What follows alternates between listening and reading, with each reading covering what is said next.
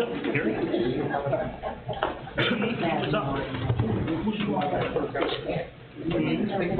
That's your with all that money in construction. All that solar. Feels like you're getting low. A&W's permanent house. I don't think it looks like it. Well, I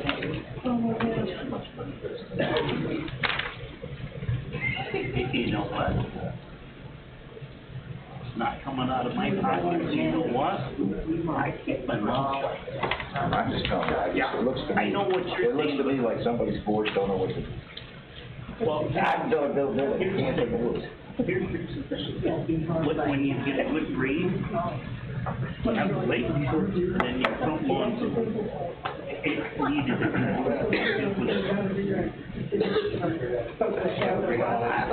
I haven't been over there. Make it look like It's been the first time.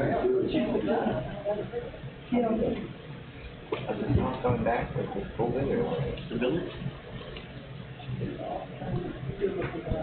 Yeah, we just got our sales tax refund. Yeah. Compared to last year, this time, town is 200,000 over last year. The village is 50,000 over last year.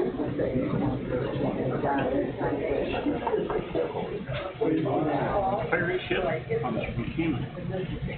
Right, so, and sport players. We're having a market.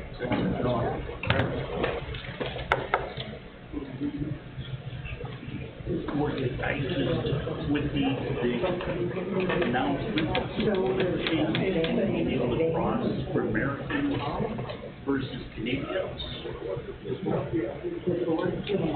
I did a live interview with CBC News out of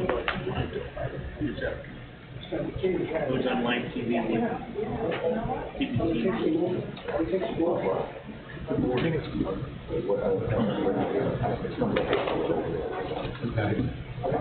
going to be a cluster. I forgot all about that. We'll wait. Is she working? We'll get to that later. I'll go through that.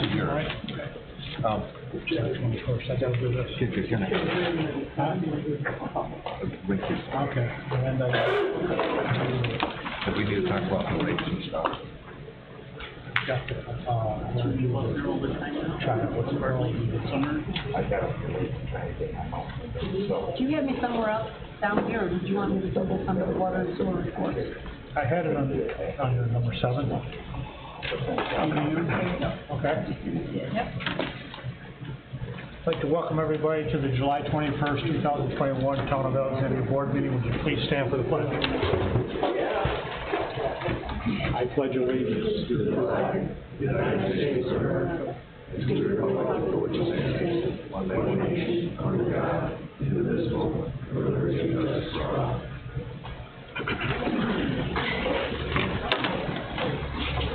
Okay, so everybody knows this meeting is streamed live, and I think everything's turned on, right, Ron?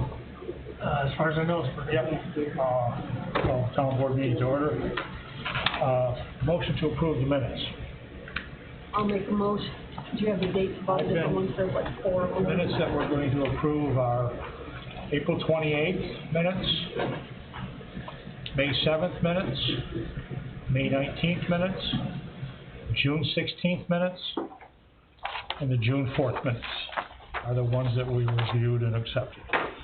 So Sandy, you're making a motion to approve those? Yes. I need a second. wait. I've looked at them, I'll Well, let's say one of them I was not at. Okay. Okay, I'll make a second. Any discussion? I'm saying I was not at the 19th, so I Okay. really shouldn't vote on that. Well, yeah, you should, okay. All those in favor of approving these minutes, please say aye. Aye. Aye. All those opposed, nay. Okay, motion to pay the bills. I had a chance to look at them. I'll make a motion to pay the bill. Motion by Mike, I will approve, good. second by John, any discussions? All those in favor signify by saying aye. Aye. All those opposed? None.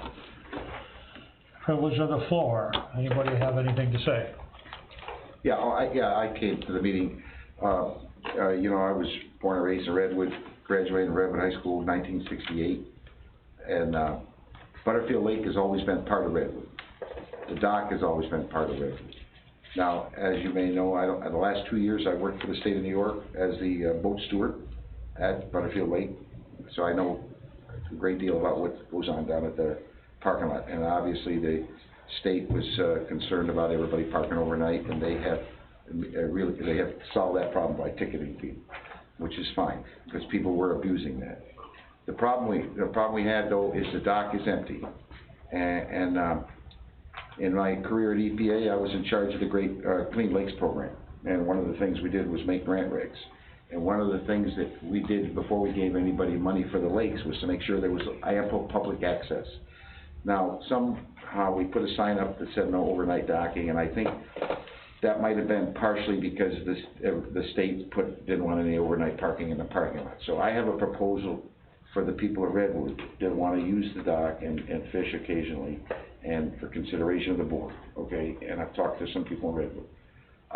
And the proposal is to amend the sign that currently says no overnight docking, and the proposal is to add a sign for Friday, Saturday, and Sunday. Now, this is fine if you want to do it on a probationary period, but the fact is the dock's not being used. We have a lot of people that would like to use it. It is paid for by funds. I think this is a very reasonable proposal. That's why I'm here. And I think that if it becomes an issue, you can take the second sign down. But if you want to ask me any questions, that's the proposal from Redwood voters. My only question is that I spent a lot of time at that dock last year, and that dock was being used quite a bit, and that dock was being misused quite a bit by boats that were staying there overnight on more than just weekends, okay? There was, I'm gonna say, 2 or 3 boats that were there most all the time that were used by people that accessed their islands or their shore property or whatever. I'm not sure who they were or what the exact circumstances were. But you're saying that dock's not being used now? No, it's empty. I go down every day. During the day? Yeah, I mean, the bottom line is, let me explain. I worked there for 2 summers as this boat steward for the state of New York. Okay. The bottom line is that heavy usage of the dock and the landing and the launch is on the weekends. I really had very little to do on the weekdays. I basically had to listen to the radio. Well, don't tell them. But I mean, the bottom line is that I think this is a good proposal to give people more usage of the public facility. And if it becomes an issue, we can just take the second sign down. I don't think it'll become an issue. The people you're talking about, I know the people because the state asked me about them. They parked their boat there and they had a cottage down at the lake, but I think that they might still park their boat there for 3 or 4 days. But even when they parked their boat there, the weekdays were still relatively not very many boats. Like I said, I don't think there's any risk to the town for doing this because the second sign can be taken down.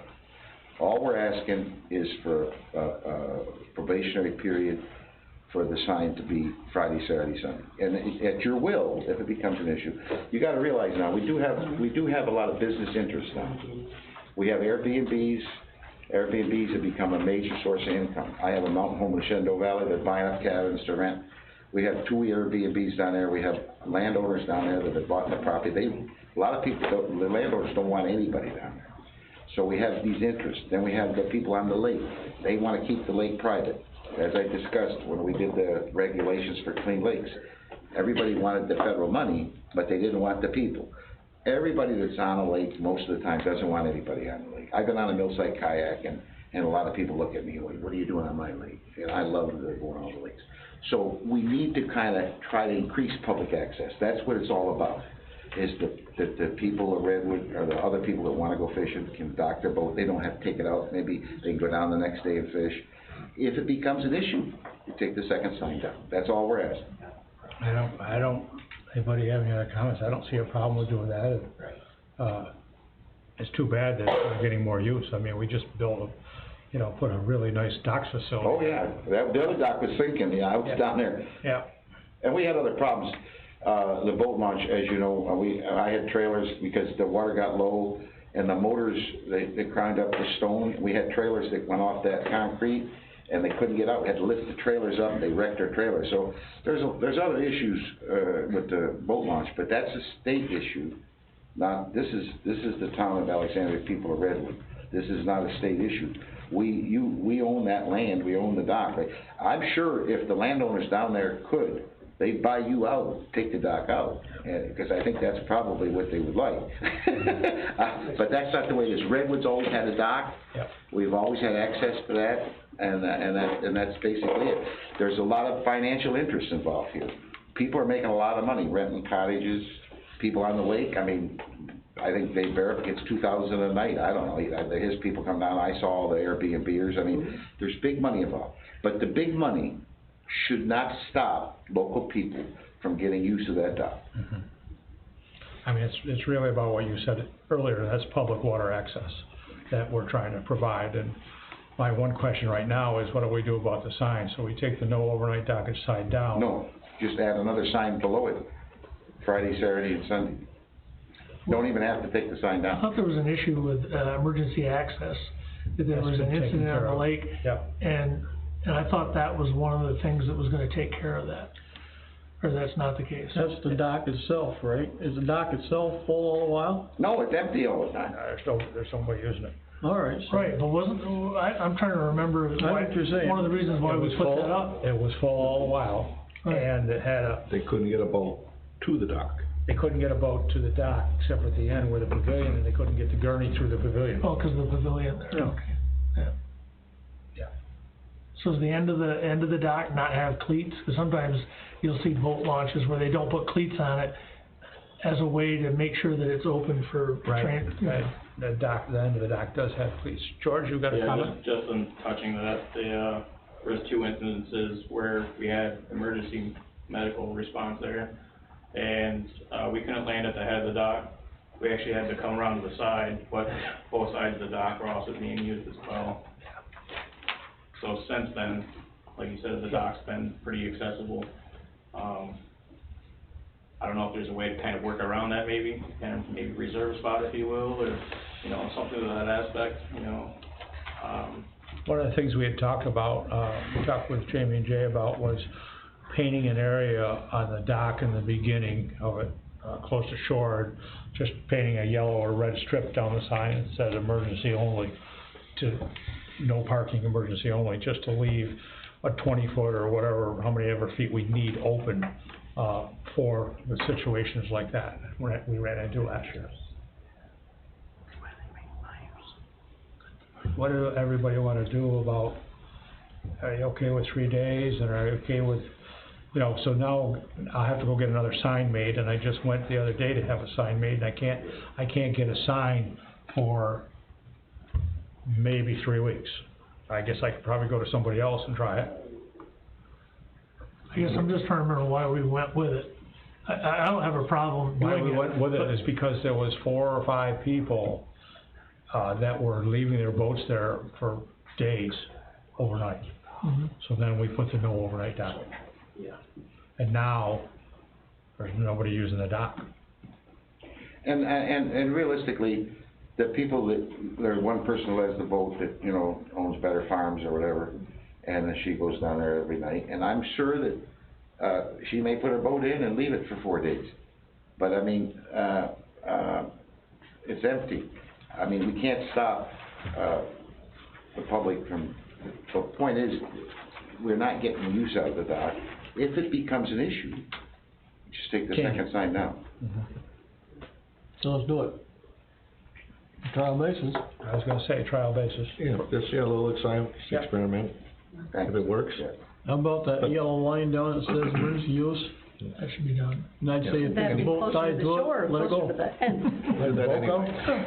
You can do that 2-3 times, you wanna park there. Right, Jack. You can't, the county DPW, you can't get a sign from them. I've never gotten a sign from them, so I don't know that. That's process. usually- I know the highway barn does. Right. I would don't know, ask I them. don't know what the lead time is. But the best lead times that I have are with the Stewarts and Keithans. Right, but I mean, if it's 3 weeks, I just call Jim Lawrence and he may be able to get you one Yeah, okay. much sooner. Okay. Well, we appreciate that. And everybody's okay, so what are we saying, 3 days, or Well, Thursday, say Friday, for Saturday, space- Saturday, Sunday, or Friday, Saturday, You're Sunday? saying Friday, Saturday, Sunday. Yeah, that covers the 3 nights. So just say Friday, don't let Friday, just say it, Friday, Saturday, Sunday. Yeah, that's what I would say, yeah. Okay. That's pretty much idiot proof, I think. Cause there's no question, right? If you say the weekend, people could kinda like, long weekend, play those See, games. and this is similar to what we have in Goose Bay with the parking lot, okay? If you remember, we've gone back and forth on this Goose Bay parking lot deal, and we were Friday, Saturday only, okay? And then we found that we needed to be Friday, Saturday, Sunday, so we did change it to 3 days down there too. Did you? And that parking lot gets a lot of use. And it gets some abuse, that people are there longer, but part of this grant that we got for Goose Bay is to double the size of that parking lot. And that's gonna happen Yeah, that this fall. addresses a different problem, And yeah. then I think we'll have plenty of room. Yeah, even the people who were leaving it 7 days a week, there's really only one person that was really doing that. And, I think that, the effort of launching the boat and taking it out may cut that down somewhat, cause you're making it, nobody likes, they were putting a boat in and leaving it all summer. I mean, it's harder to take the boat out every week, so I mean, if probationary period, you can see, I don't think it'll be an issue, but Yep. you got you just take the sign down if it doesn't work out. And I would imagine you would kinda keep an eye on it. Well, I go down there every day, I walk down there. I'm saying. I'm not working there this year, though, I gave up the But that would be job. good. Cause if you're down there, that would be good. Did you see a problem, let us know. Yeah, I go down there, it's a good walk, but, I started walking down Webster Hill and, by the old Windgraf cottage, that's my walk a mile. But everybody's building cottages and, I mean, it's good to see capitalism come to Redwood. I mean, the cottages are going up. What bothers me about the Butterfield Lake is I remember Roger Cook and we dug up the metal septic tank at Shepherd's. And I told the Lake Association that, there's probably a lot of metal septic tanks around that lake. And I told them instead of spending the money to do the park, which I think is nice, they should probably try to find out who's got metal septic tanks. And I'm sure the metal septic tanks, they're all leaking. I mean, one of my friends says he can't swim in the lake because he gets his eyes get. I think there's a problem on the lake. I'm an engineer. I don't want to get into the detail, but I think there's too much building, and it's capitalism. You can't stop it. We should. You've got my phone number in your phone, right? No, I don't have it. Do you need a motion for sign? Yeah, we do. Yeah, I'm just gonna have you call me, 778-5665, if you see something we need to deal with or something that's going on. 315-778-5665. Yeah.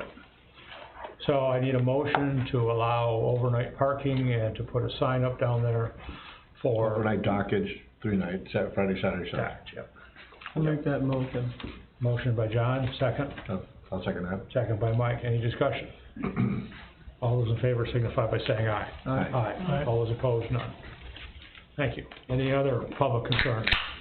I'm happy to announce Casino Island is open. That's great. We opened up Monday, got the railings up. Nice job. Yeah. The afternoon, it was pretty busy. That's good. Excuse me. Okay, well then I'll move on to the agenda. There's no other public concerns. Water operator report. Alright, so I'm gonna do the water, sewer, and the DPW report. Me and Jay have been doing our weekly and daily and monthly testing. The water bills were sent out. We had 3 sewer pump calls. We've been working with weed puller, mowing, delivered the nets up to the football field at the school for the youth organization. We've been putting the playground together. We poured concrete around it today. Hopefully tomorrow we'll get it leveled off and then get the border put up and get the mulch put down, so we're hoping to have it open by the weekend. No guarantees. Okay. the new truck's been delivered. I wanna ask the board, I need to, buy a back rack for it, because I kinda forgot that the new Fords, they were aluminum, and my magnets and stuff won't stick to the, truck. So when I go and do a read, I gotta have something to put my magnets on. It's $200. And I would also like to buy a new caution light for it, since the old ones, most of the bulbs are pretty well blown on it. And the old truck, I wanna see if we can put it as surplus equipment, so we can put it on Auction International to get rid of it. Okay, so we'll need a motion to allow him to buy a $200 back rack and a how many dollar light 200, they're both about $200, total? yes. Yeah. $400 total. Anybody got any questions on that? The new Ford trucks are all aluminum body, and he has, what, 3 antennas with magnets? Two. Looks like it's, you mentioned this to me earlier, stainless steel refrigerator, can't put a magnet on it. No. You usually get all kinds of stuff stuck in it. Yeah. No, it's just, it is what it is. I'd say he's gotta have it, right? Yep. Yep. Need a motion I'll then? make the motion, he gets the back rack and the lights. Okay. I'll second it. Motion by John, second by Sandy, any discussion? That's up to $200, all those in favor signify by saying aye. 400. 200 each, 400 total. $200 for a light. Wow, I can go up to 1,000 for a new light. okay. That took care of that, huh? $200. Wow, times have changed. All those in favor signify by saying aye. Aye. Aye, all those opposed? None. Is that all the reports? Yeah, I didn't know if you guys had, the old truck, if you had to say that was. Yeah, we do, we have to surplus. declare that, we have to declare it surplus and Yeah. for it to go to the auction, so we'll need a motion to declare it surplus. I'll make Everybody, that, yeah. everybody okay with selling it? Absolutely. How many miles on it? 210,000, Yeah. And you've been using it for how many years? 11 years. Yep. But I'll make that motion. Motion by Mike, I'll second it. second by Sandy, any discussion? All those in favor signify by saying aye. Aye. Aye, all those opposed, none. Hopefully we'll have enough money to buy that back rack and, Well, light. I'm hoping that goes towards, follow up for it. That'll be the next. Okay, I didn't put the, youth program report in there, and I'm gonna ask Stacy, she's got a report. Well, we want to say that the program is going very well this summer. We're very, very pleased with the turnout. We have 16 kids signed up for tennis. We have 79 kids for the total soccer program, which is absolutely phenomenal. We have some very, very good coaches this year. A lot of great people have stepped up and are coaching, which takes a lot of their time and energy. The school has been cooperative with us using the fields. They're keeping them mowed. We are having to line them, but they are, once we kind of straightened out which fields we were using, they have been very cooperative and have allowed us to use some of their old varsity nets, not the new ones, but the old varsity nets. So right now we are in the middle of soccer with some of the rain delays. It's still going to go probably for another 3+ weeks. But we've heard a lot of positive feedback. There's the two older teams that are in the league have sponsors for their jerseys, Thousand Islands Keeping and Thousand Islands Landscaping. So Matt Chase and Hunter Horton have purchased the jerseys for the two teams that are in the soccer league. The younger kids that aren't playing in the league, we had surplus t-shirts, purple t-shirts that they were able to use, so even the younger kids are able to, dress in purple colors and have a t-shirt. We did purchase a bunch of equipment that was needed, some balls, some cones, and whatnot. We are looking to, towards the end of the season, maybe purchase some used tennis rackets for next year if we could find them on sale.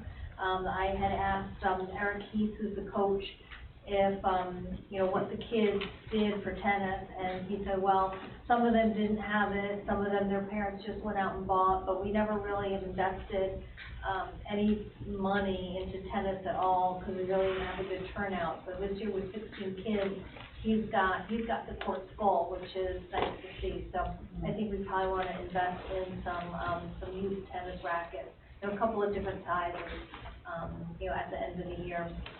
We also want to look at purchasing some things for the storage building, some new totes, maybe some bat racks, some ball racks, so we can finish getting in there. Cassie and I were in there about a month ago to see what we needed for soccer, and there's just inventory and equipment just sort of strewn all over. So we really need to get a handle on taking better care of it, which means we're going to need to invest, you know, in some storage things so that we have good equipment from year to year. Okay. Marilyn, did you? Yeah, I just want to say Cassidy is doing a wonderful job.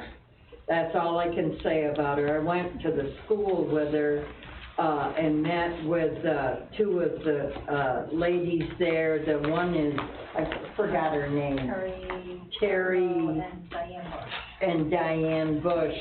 And they were so nice to us, and Cassidy was very, very professional and nice to those ladies. We're lucky to have her. And I also want to say, I want to thank Brent and the board for having a small youth board, because Stacy does a lot of legwork, and she does a tremendous job. And Mike sits there, and he's so cooperative with us. And I can't say enough. I've seen this youth turn around now, and I'm very impressed. We can't let go of it. We gotta do for the kids, because they're the ones that are going to be in high school, eventually college or whatever. And Terry was just flabbergasted when she heard how many kids we had in the program. So a lot of them have gone to 7th grade and gone into high school, and it all comes from you guys, us guys, the taxpayers and the board. So I'm just elated with it all. Thank you. We'll go to the engineer report. I'm sorry, I want to go back to Norris zoning. I skipped. Do the rent before. We took in $1,550 for the month of June. We gave out 17 permits, making year-to-date 81. We had 5 subdivisions, making 19 for the year so far. 1 variance was granted, making 10. There was none denied. There was no site plans, leaving 2 for the year. Special use permits, there's 0. We sent out 6 violation letters, making 34 for year-to-date. No court cases, none settled. Lot lines, we've had 4, and that's for year-to-date. That it, Norris? Yeah, all I want to say is I know you got on here about the RV trailers. Yep. And I'll tell you, I personally, we've got to do something with them. It's getting out of hand. So I've got it on the agenda, and we've started a list of things that we want to change. I'm going to ask all the board members to take a look at that list and come back at the next meeting with other ideas to add to the list of what we need to, how we need to amend that zoning requirements for travel trailers. Okay. Rob, engineer report? Sure. So, couple things we'll be doing the rest of this month. We have grant applications due on July 30th. One for the Otter Street sewer, engineering planning grant, and the other one is for the Redwood sewer upgrades, both under what's called the Water Quality Improvement Program, so we'll be working on those, they're due next Friday. As far as Route 12 sewer, Brent, you have on here the Swan Bay Estates letter about the water district, but I think they're the only easement left, correct, on the critical easement list, I believe. I'm not sure. I haven't spoken to Dale about it this week, but I do believe he might be waiting to sign the easement based on the sewer hookup, I think, so. Did you get a copy of his letter? I did get a copy of the letter, so Swan Bay Estates, or Al Presti, wants to connect, he's planning on a subdivision, or not really a subdivision, but adding up to 84 units, I think, 84 homes, and on the vacant property, between basically where his homes are now and Route 12. And he's asked if he could connect to the water district.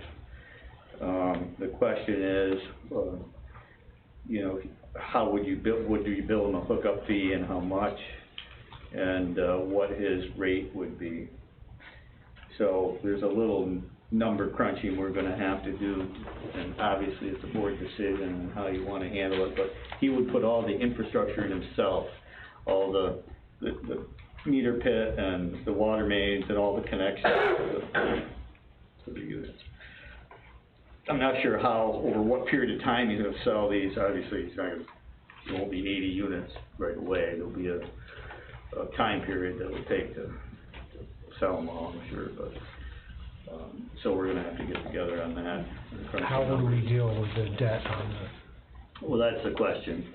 I mean, do you treat it as a hookup fee, just like if he's in the district? I believe some of the units might be in the district and some out. I haven't looked, we haven't really gotten a good map from Al yet. He's still doing the planning for it, you know, so when we get a good print, we can kind of overlay it. Is this another one of those situations where we have the sewer district boundary splits, tax map parcel? With the water district, yeah. Yeah, because he didn't want it, he was okay with it being on the roadside, but he did want all the units on, so, at the time. Now he wants to develop the property, and it would be served by the sewer project as well, okay? So, his parcel is in the sewer district. Right, that's what I'm saying, if you look at the assessment rolls, the entire parcel. Correct. Is considered being in, so. So we're gonna have to, again, crunch the numbers on the water hookup and how you wanna handle that, and then you gotta figure out the, you know, still have to figure out the EDU, and we have to go through district formation again, and the ad valorem, Dale has worked on that somewhat. He was talking to the Assessors Association, I think, this week. I don't know if you've talked to him recently. But if he's already, if that parcel's already in the district, it isn't like he's an outside user, he's already in. Yeah, for those units outside the district. I thought it's still within the tax map parcel, right? It isn't a different tax map parcel. Yeah, the whole parcel is in the sewer district, but the whole parcel is not in the water district. But the assessment rolls don't show it that way, they consider That's correct. they consider the entire parcel being in. Unless you do a partial assessment, unless you split it. No, it just doesn't do that, so, you know, we've had. Other towns do that, but we can talk about that. Yeah, we've had that conversation. Offline, so there's that piece we're gonna have to work over the next month on. We will be doing, to get the DOT work permit, we do have to do borings. There's, I think, 13 places we're crossing Route 12. We've got to complete some survey of the road, and then we have to do borings at each crossing on either side to verify rock for them to issue their work permit. So what is our next step with Al? With Al, I think we gotta get back to him and give him, how we wanna handle the cost and what he's gonna be charged per gallon, you know. You can work on that for us? I'll give you some suggestions, but ultimately, we probably ought to have a little work session on it. Yeah. Okay. I mean, why would he be charged anything any different from the other people in the district? Shouldn't. He's not like an outside user, he's in. Yep. Now, there would be a hookup fee, that's a whole different animal. Right. And I don't have a copy of your most recent ordinance, maybe, do you have it, Mike? Could you Yeah. email that to me? I have a copy right there if you wanna. Sure, I can make a copy of it before I leave. Yep. I'm not sure how you ended up with it. Didn't you say you wanna do hookups? Coincidentally, He'd do all the hookups to the homes, but he'd have to hook up in the water main, and there'd be I think your ordinance probably has in it a hookup fee. yeah, $150. What's that? $150. Is that what it is? Now, see, if he does all the work and brings it up to a meter pit, is that just considered one?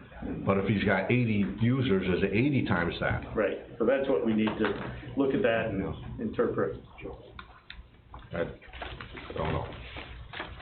I'm in, how has it been done for Swan Bay? Swan Bay, we paid, what is it, .75 per unit. Right, but I mean, when he hooked up, when he did that park, did you go in every time he put a thing in? No. I mean, No, we just tied into his. the way my understanding, the way most of these and the way it's been done with Swan Bay is once they connect in, they pay that one time at the meter and he's there to make sure. And then after that, it's all on his own. Cause, I mean, it wasn't there, this is all brand new. So it's not something that was already established, so it's new, he has to do it and all those costs are on him. The hook in, it's $150. So if he hooks his own water up and he's got a leak down the road, who's responsible for that? Well, you know, on the It's other on his side of the meter, so if he has a leak, he better fix it or he's gonna be paying for the water. Gotcha. Yep.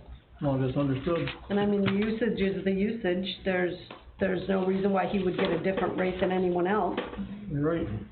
Keep it simple. And in the long run, you know, it's just like Swan Bay, you know, it started out and he was this big, so he only had, and this is a hypothetical number, you know, started out at 25 EDUs, but the end plan, he may end up with 150. And, you know, each year it increases as he increases, so the first year he may only have 5 trailers in there. Right, so you just charge him just the 5 hookup. Ideally, and we're gonna do that tonight on Route 12, you know, each year you do a review of all the properties, ideally, and it's mainly commercial, because they're the ones that change, and you change your EDU count, or make adjustments, so that when you go into budget session in another 2 months, you know, then you can set your EDU rates for the following year. And that he would be the same way. Right. In this case, you're gonna have to extend the district though, because part of it is not in the water district, part of the parcel, so that's the thing. We have to go through a district extension, it'd be at no cost, because he would put all the infrastructure. But tonight, we're gonna talk about something creepily similar to this in Carnegie Bay, where they did that Peak Lane thing. It's considerably smaller, where the owner developed a piece of property within the existing district, but had not been part of the original water distribution system. Right. So it's basically the same thing. Same thing, only they're doing it before they. Much bigger, it's just the same, basically the same. Yeah. That's really all I have. This question. This is it. Okay, good, I'll make a copy of it before they leave. And it's right there. The next item on the agenda is the Carnegie Bay Water District, status. Where does that stand? Well, what I was gonna say is, last meeting, we had a conversation with the property owner, and had the connection off another property owner. Okay, what also exists within that same water district, you know, those people that are familiar with Carnegie Bay Road, is, Peak Lane comes off that. And, the guys obviously, I was saying, was Peak owned a bigger piece of property that touched the water, and over time he subdivided it, and made a connection to the water main on Carnegie Bay, and went down and serviced all those houses. He did all that connection. Well, what doesn't happen where, in, like San La Presi's, they didn't put a meter in where that connection was and going into there. So if any breaks happen in there, or there's a leak or something like that, anything on his side of that master meter, or whatever you want to call it, would be his responsibility, not the district's responsibility. So that's the other anomaly that needs to get addressed. I don't know if the district needs to purchase that meter, well, we talked about that, but the district would purchase that meter and install it, and so anything on his side, maintenance-wise, O&M, all that is their responsibility. What is there, like 4 houses in there? 5, okay. Whose land is the meter gonna go on? Probably close to Carnegie Bay Road, I don't know. Yeah, we have Kevin Pete's property. Where's the meter now? There isn't one. There isn't. The usage on Carnegie Bay is not metered? No. What we're talking about here is So I understand what you're talking about, but there's gotta be a meter somewhere. each individual home has a meter. They do right now? Yeah. Provided by the town, Yes. Yeah. right now? But this is a private section off it. But one home that has a meter has a line that goes to. No, this is a different topic. That's a different topic. Okay, I'm a little confused here. There's like 4 houses that are getting water from where? Well, no, Where are they getting it right now? It comes Off the back of his house? No, this, like Peak Lane comes off Carnegie Bay Road. Yeah, I know where it is. Okay, the water main went running along here, Yep. connecting all these people. Yep. Anyway, this piece of property in here, this property owner decided to subdivide it. Yep. And he put this line in, off this line. And what Okay. we need to do is put a meter in right here, so if anything happens to Where's the the. meter now? There is no meter there. So he just hooked up with no meter? Right. The individual homes are metered. Yeah. So the problem is because that line was basically a private line. Right. If it breaks, anything up to it, any losses, it's not accounted for. Right. And it's not our responsibility because they put it in and it's his line. So the idea is to put a meter like close to where Up to the property top, line is. and then that This way, main if there line starts is to be lossage, So there's a master and meter back we're here. gonna talk about lossage Okay. on Route 12 Who right pays for now, that master meter? we'll be We- able to by the identify it and we'll know where it's coming That's from, well, and it's owned by this then district. it'll be their responsibility. This district, Who Carnegie Bay Water pays, District. who pays for the pit? We should. Yeah, because, we should. But see, like what Sandy's saying, each individual house has a meter, Okay. okay? So the town has supplied? Way back when, Okay. okay? But if there's if there's a leak. No, I understand. Or those meters. Anywhere in here, the Right. rest of the district members have to make up for it. But it's not a part, this isn't as part of the network that was put in as part of this Right, district. my understanding is, you got this line, and then you got meters at the houses. Right. So any leak that's not in a house, the town is gonna eat. No, though this district eats. Well, the whole district, everybody on either side, Yeah, is gonna eat it. that's only when Okay. special districts work. Because there's a master meter. Right, And we get a There is bill no from master our. meter right You now, said there is. There's a master meter right here where it leaves the village, for the entire the district. entire district. Our friends in the village sell us the Right, water. Yep, right. Okay, Okay. and then we bill all the users. Right. So there's gonna be some leak no matter what. So, but when you total up all the use, if there happens to be a leak in here, Right. everybody else I has to understand make up for it. that. My understanding is, normally, right now, it sounds like the town has a water line on private property. No, it's And the other my- way around. Oh, my understanding is that usually when you come off the main, the municipality goes as short a distance as possible, puts a meter, and then the rest of it becomes the responsibility of the private individual. I agree. And that didn't happen? No, didn't happen. Okay. It was done a long time ago. It was done People. with the salt, because of the salt barn in the village. No, I remember what But I mean, prompted it. but this is 20 years ago. this is a good example of stuff Yeah. that we've kind of tripped across. Yeah. And the resolution is, like you say, put a meter up here, Right. and then if there's a leak, these people here have to make Right, up for it. right, it's fair, yeah. What, I mean, I think it needs to be done. What prompted it? Because this has been going on for a long time. Because it's something that should exist. Oh, I agree. I'm And- just curious. It's just, when we started a year ago, we literally have, between Dale and Mike and I and Jamie, dissected, we've taken every account that we have in all of the districts. So you found- And now, Right. and we've asked all the, we've looked at maps, and we've looked at consumptions, and we've looked at everything, and now it's like, okay, where can we get better? Where are the potential errors and problems? Yep. And Okay. we started it when we started to say, okay, we need to start bringing stuff forward. It was easiest to start with the smallest district, because quite honestly, I've been the recorder for most of this, and Redwood was just too overwhelming, so they're gonna be my last district. Are there already meters at the individual places? Yes. Yes. Okay.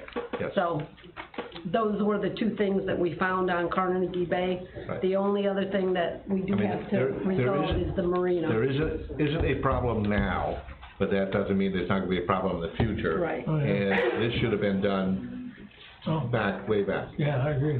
So, what we're looking for, the approval from the town board, on behalf of the Carnegie Bay Water District, to purchase this meter, have Jamie do whatever he needs to do and to install it. Seems like the pit would be the bigger expense than the meter. No, 'cause we can put just a 1-inch meter in there, put a 1-inch meter pit, they're small. They like precast or something? No, they're just plastic. Like an 18-inch plastic culvert on end? Yeah.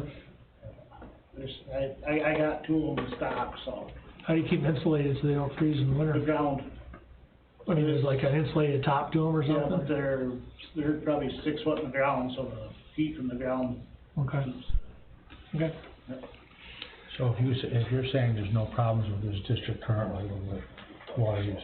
Not that you're aware of. Well, see, we don't know. That's what I'm We saying. just don't You're not know. aware I of. was just gonna say, the key to that being true would be the water, going through each one of these meters, the gallons total equal the gallons that are going through the master meter. Which Right. doesn't exist. Right. Well, no, the master meter, this There's a meter master exists. meter here. Right, but everybody else is on it too. But if we did that and there's gonna be some loss, but we don't have any really idea where it is. But It could be here, But everybody's got a meter. yeah. Here and Or it here. could be down here somewhere else, one of these other ones. Right. A total of what, 11 or 13 customers? Yeah, I think it's 13, something like that. But the bottom line is, this system was installed by the town, at the town's direction, all that kind of stuff. You need a motion? This What do you was need? not. Yes. What do you need? Make a motion, Mike. I'll make a motion that the town, on the behalf of the Carnegie Bay Water District, purchase a meter and a meter pit and instruct our water operator to install it on Peak Lane in the Carnegie Bay Water District.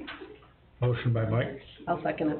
second by Sandy. Any further discussion? 1 inch feeds all those houses? Yeah. Okay. That's what I said. All those in favor signify by saying aye. Aye. All those opposed? None. Okay. Next one is Sandy with the EDU adjustments and updates. I gave every one of you 2 sheets. We'll concentrate on the one, and then if you can look at the spreadsheet on your own later on.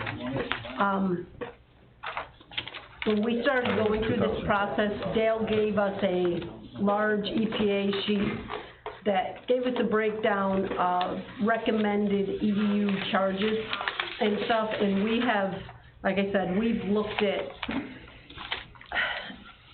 especially commercial properties, because residential properties are very straightforward, but on the commercial side, what is the fairest, most equitable way to distribute EDUs? So on Route 12, you know, there's several motels, different things, and it's like, what are they currently being charged? What do they have? How can everything be, like I said, fair and equitable? So our proposed EDU water chart is a single-family dwelling will have 1. If it's an apartment, it's a 0.75. Motel rooms are 0.25.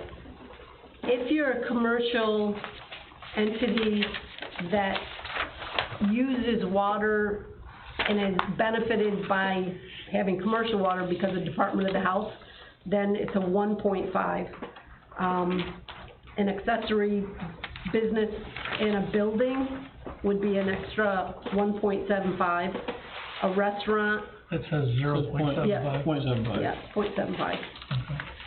A restaurant is 0.088 per seat. A dock slip with water is 0.1 per slip. If it has service. Yeah, If it has service, yep. Grocery stores / shopping complexes, we really struggled with that. And what we ended up coming up with was using average water consumption for the whole year, and then we divided it by an average family uses 12,000 gallons, and that entered into our equation. So I don't know if we need to make a motion for each and every one of these or go through them first, I don't care, but the first account that I want to go through is Rockledge. They're currently being charged 8 EDUs. They're not hooked up to the sewer. They have a house there, they have 1 efficiency, 4 cabins at 0.75, and 17 rooms at 0.25 each. So their total new EDUs should be 9. Applewood Inn, they're currently at a 7, not hooked up to sewer. They have a house/trailer there for 1 EDU, 1 apartment for 0.75, 20 rooms at 0.25 each, which is 5. So a total new EDU, theirs would actually go down 0.25. We're proposing that they go down to 6.75. The Thousand Island Fitness Center, they're currently being charged 1 EDU. They have their home there, there's a house, and then they also have the fitness center with showers, which as an accessory that needs Department of Health, because of the showers and stuff, we had them a 1.5, increasing them from 1 to 2.5. Pinehurst currently is at 7. They are not hooked into the water. It's there, it is run right up to, my understanding is it's run right up to the outside of their building. They could be hooked up, but they chose not to. They still pay 7 EDUs every quarter. They have 14 rooms, which at 0.25 would be 3.5, and they have a house at 1. So if they were hooked up, they'd be getting 4.5 under this chart, having everybody paying the same. So we're proposing that we reduce them from 7 to 4.5. Dave Roberts is currently, he is hooked into the sewer. He's currently a 6 for sewer and 2 for water. There's a house there that we called 1. A residence, there's 45 seats times the 0.088 is 4. We're proposing a new EDU for both water and sewer of 5. So their sewer would reduce by 1, their water would go up. Thousand Island Cheese, they're currently at 1 with no sewer. They're a commercial property with Department of the Health, so we were making them a 1.5. Wolf Country Cottage is currently 2 for water and 5 for sewer. We have them for 52 seats at 0.088, sorry, for a proposal of water and sewer to match at 5 each. On the back side, we have Swan Bay. They're currently at 53 EDUs for sewer and 66.75 for water. They have 209 full-service campsites at 0.25, which would be 52.25, 30 marine dock slips with water, which at, didn't print everything, at 0.0 or 0.1 would be 3. There's a store and office for 1, there's 5 chalets. You can read all those numbers. Anyways, bottom line for him, for water, is 77.25, so his water would increase from 66.75 to 77.25. We are proposing a 1 more increase for sewer on that, because he does have a dump station for sewage for trailers.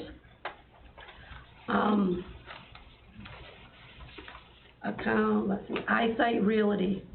You're proposing the sewer and water to both go to 78.25? No, The water to go, The sewer is 1 more because they have a a dump site for. Okay, so the sewer to go from 53 to 54? No.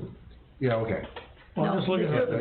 No, because normally if you have you're right. water and sewer, we were making them even. Right. But because he has an additional sewer usage per se, because he has a dump station Right. for trailers to come in and dump their stuff, we were adding one more EDU for the sewer. That's So right. we're 53 proposing, to, yes. Got it. Yep, So the 53 goes to 78 and a quarter, correct, and then water 66 and 3/4, 77 and a quarter. Okay. correct. Got it. Eyesight Realty, which is the old miniature golf course, they're currently at 2 for sewer and 10 for water. But they have no water usage, they're not hooked up, they're a lot like, Pinehurst. Even though it's not open in use, it could be, they have an ice cream stand which gets Department of Health, which would be 1.5, miniature golf, 0.75, the batting range, 0.75. So we're proposing that they go to, for water and sewer, they go to 3. Redstone / the Price Chopper Plaza, they are currently at 13 EDUs for sewer and 40 for water. And we've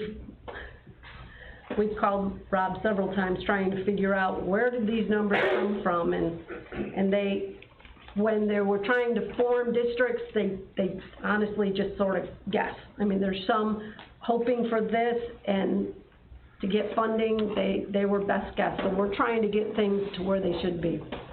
They have a UPS store for 1, Sherman-Williams for 1, the liquor store for 1, and then we looked at Price Chopper itself, and their consumption was huge, like 360,000 gallons, divided by 12 came up to 27.5 EDUs. So we're proposing that their sewer go up from 13 to 30.5, but their water is gonna come down from 40 to 30.5. Are all the storefronts filled there? They have any vacant storefronts? No, I think you just have a master meter, right? I think there's just a master meter. Right, but I'm And just then wondering. Redstone I don't think they're all- No, rebuilds. I'm just, my question is, There's still- are they all rented? There's still room on the end. Because There's you're. one vacant one, but I think Redstone built. There's only one bill. Yep. But- Right, that's not what I'm getting at. What I'm getting at is we're talking about, like, say, some of these motels and stuff, and they're being charged so much per motel room, whether they use it or not. It's built, it's there, I'm just thinking. So the if- vacant storage. If it's vacant, and all of a sudden Okay. tomorrow, That's it's not legit. vacant. That's legit. Yep, that's very legit, I hadn't even thought about that, and I don't know, I don't shop up there, so, It would but you just- think I there's think one? there's one storefront left. Okay, then we can add that on. Okay. But even like, I don't know if, you know, like the water usage at, UPS store and Sherwin-Williams and liquor stores is, I'm sure they have a certain amount, cause they do a little bit, but the lion's share is, grocery store. So that's why they took on. So you took their water usage data and then divided it by By the 12,000 By gallons. 12,000. Yeah, we took Or it, whatever. Cause we were trying to figure That's a out, good way to do it. cause when we looked at Big M, they're in 2 different districts, but their water consumption is way different on the 2 of them, and we were trying to come out with what's fair, and Big M is at 8 EDUs, and you had Redstone that was at 40, and it's like hot, it's at 5 times. yeah, and we didn't feel they were 5 times more, so we took consumption, 'cause in the EPA charts, they talked about square footage, they talked about employees, and it's like, well, sometimes you're here and there, and so we chose to go with, Cause just like, look at the like when annual amount. when you're doing your guessing, for lack of a better phrase, and as time goes by, you know, it's been in operation, for what, 3 years now? We have real numbers. Right. Right, And so that's kind of why we went this direction. Absolutely. They do, is the sprinkler system connected to the water system or not? I gotta believe it is. It's on, they still have their fire booster. Yes. Right. What feeds it, is it the the sprinkler system off that big tank outside? Yeah. What feeds that tank? The district does. Through what meter? No, Doesn't it? no, we're not hooked to that tank. They have like a well? Yes. Do they still have one? Okay. So it's not hooked to the system? That big tank is not hooked to the system? No. 'Cause I thought you said it was. When they originally opened up, they provided their own I water. thought you said it was hooked up a second ago. No, And- it's and not. trucking. It's not hooked up. Okay. Okay. So the sprinkler system runs off their tank. Right. But we're not I get connected that. at all. I just wondered how the tank refills itself if it has to be refilled. So they have a well there, because I know at one Believe point, so. I'm not 100% sure how they do it might be worth looking into. Yeah. Because at one point in time, they were buying water from the village, putting it in that big tank, and I believe it fed the entire building plus the sprinkler system. So, Before we got water there. right, Yep. that'd be worth looking into. Okay. I know, they have bought water out of town before to fill it. Right. They had to run a line over to it and get the But water I out. don't know how. out of the pipe. But I mean, at one point in time, that tank ran that whole operation. Right, but forgetting, that it was whatever the meter gets spun, gets divided by 12,000. Right, No matter what it's all I'm doing. saying is, if there's a separate line, in other words, if they have a fire there or something and it goes through the meter, fine, It takes care of itself. yeah. Well, that's the other thing too, not to interrupt Candy or anything like that, but with our goal here is, like, as each year when we look at this, we would look at a year's worth of use, and that 27.5 could go up or down because of. But at least you have a rational criteria, That's instead of picking a number out of the air. That's what we're trying. We've been struggling mightily. Yeah, this has been a year, and about 2 months ago, I said, okay, now it's time to put stuff down in writing and make something happen, because we've looked at everything in every direction that we can. And I think we've driven Jamie crazy, because he's had to go out and count, and it's been a long process. The last one for Route 12 is Thousand Island Adventures, or the old Bonnie Castle. Currently, they're at 20 EDUs for sewer and 10 EDUs for water. And there is no water hookup. And obviously, it's not There is an being- 8-inch line that goes up Yep. to it, but it's not connected. Yeah, so the cost the district did incur a lot of cost in putting this line up. I mean, it's an 8-inch line, as Mike said, going up to the top, because back a long time ago, there was grand plans for that. So and we struggled with this one, what should this be? Obviously, we don't feel that it should be 20 and 10, because there's absolutely nothing going on there, but we did incur quite a bit of cost in putting that in. There is no longer a restaurant, or potential for a restaurant, because all the equipment, everything has been sold, there's no stores in there, but there is still locker rooms, bathrooms, so potentially there, if it got fixed up, you could do a hockey rink. So we propose to reduce both the water and the sewer to 5 EDUs each. If anybody has a better, I don't think we can take them down too low, but I do feel that they are way too high. If, just for comparison, if you're interested at this time, the spreadsheet that you have in front of you, it takes all of the current water, O&M, sewer. I did the whole year by quarter for every customer we have. So I have, on the far left, if you're looking at the back page, we've got the total. If you leave out the usage and the late fees and that stuff, if you take, for just the sewer, the total number of current EDUs that we have for sewer is $176, or, I'm sorry, EDU. EDUs is 176.5. What we currently charge per EDU is $152.50, which gives us an income of, and this is a quarter, this is per quarter, $26,916.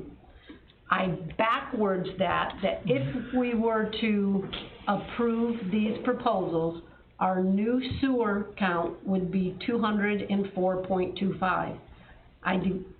Assuming that all expenses stayed the same and all other criteria didn't change, by changing the EDU count, the new EDU amount would be $131.78.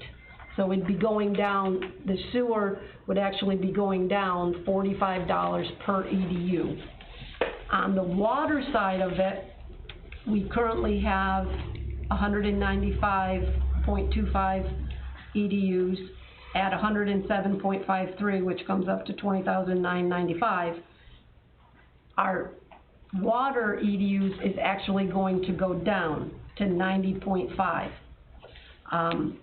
If you backwards divide that in, the new EDU rate for water would be $110.21.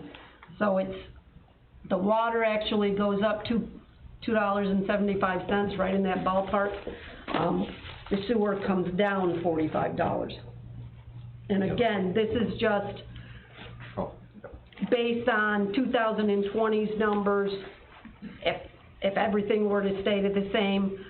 But what we're trying to get to is let's get all the EDUs right so that when we go into budget session and we start coming up with the expenses from 2021 and we do our forward planning, we have good EDUs to start with and can come up with some good budget numbers for next year. I have a question. Yes. At the beginning of your presentation, were you telling us that you've changed the methodology for establishing EDUs? Are you establishing different? Yeah, yes. Establishing different criteria so that a single, pick one of your categories, charge differently than it used to be as far as number of EDUs? The existing ordinance doesn't have some of the descriptions that match what we're proposing. Right. Yes. All right, so you need to have, before you can establish EDUs, you have to establish the methodology by ordinance. Okay. Okay? So you need an ordinance amendment, which requires a public hearing. Okay. Okay, so I just wanna, And that's We're just trying to get the ball rolling here. I understand, I just wanna make sure that if you're looking at getting something done by December or whatever, we've gotta have an ordinance introduction and a public hearing held, so that the public has an opportunity to discuss the methodology. Once you've established the methodology, your committee can establish each of the. Our goal here too is these same kind of categories we're talking about here would be in the other water districts as well, and sewer, water and sewer districts. So we want, okay, so now that leads me to our comptroller's report, which talks about, and you mentioned a couple of units that aren't connected to water at all, so yet you're gonna charge them by EDU.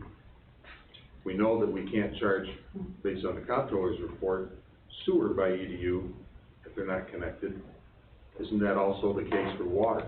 Well, I was gonna ask, I'm happy you're here tonight, because I was gonna ask you that question. Yeah. Just for people that don't understand what we're talking about here is, we got told early, I don't know, and Bob better been in, the phone conversation with the comptroller's office, the legal department, and they told us, you cannot charge anybody that doesn't receive a service.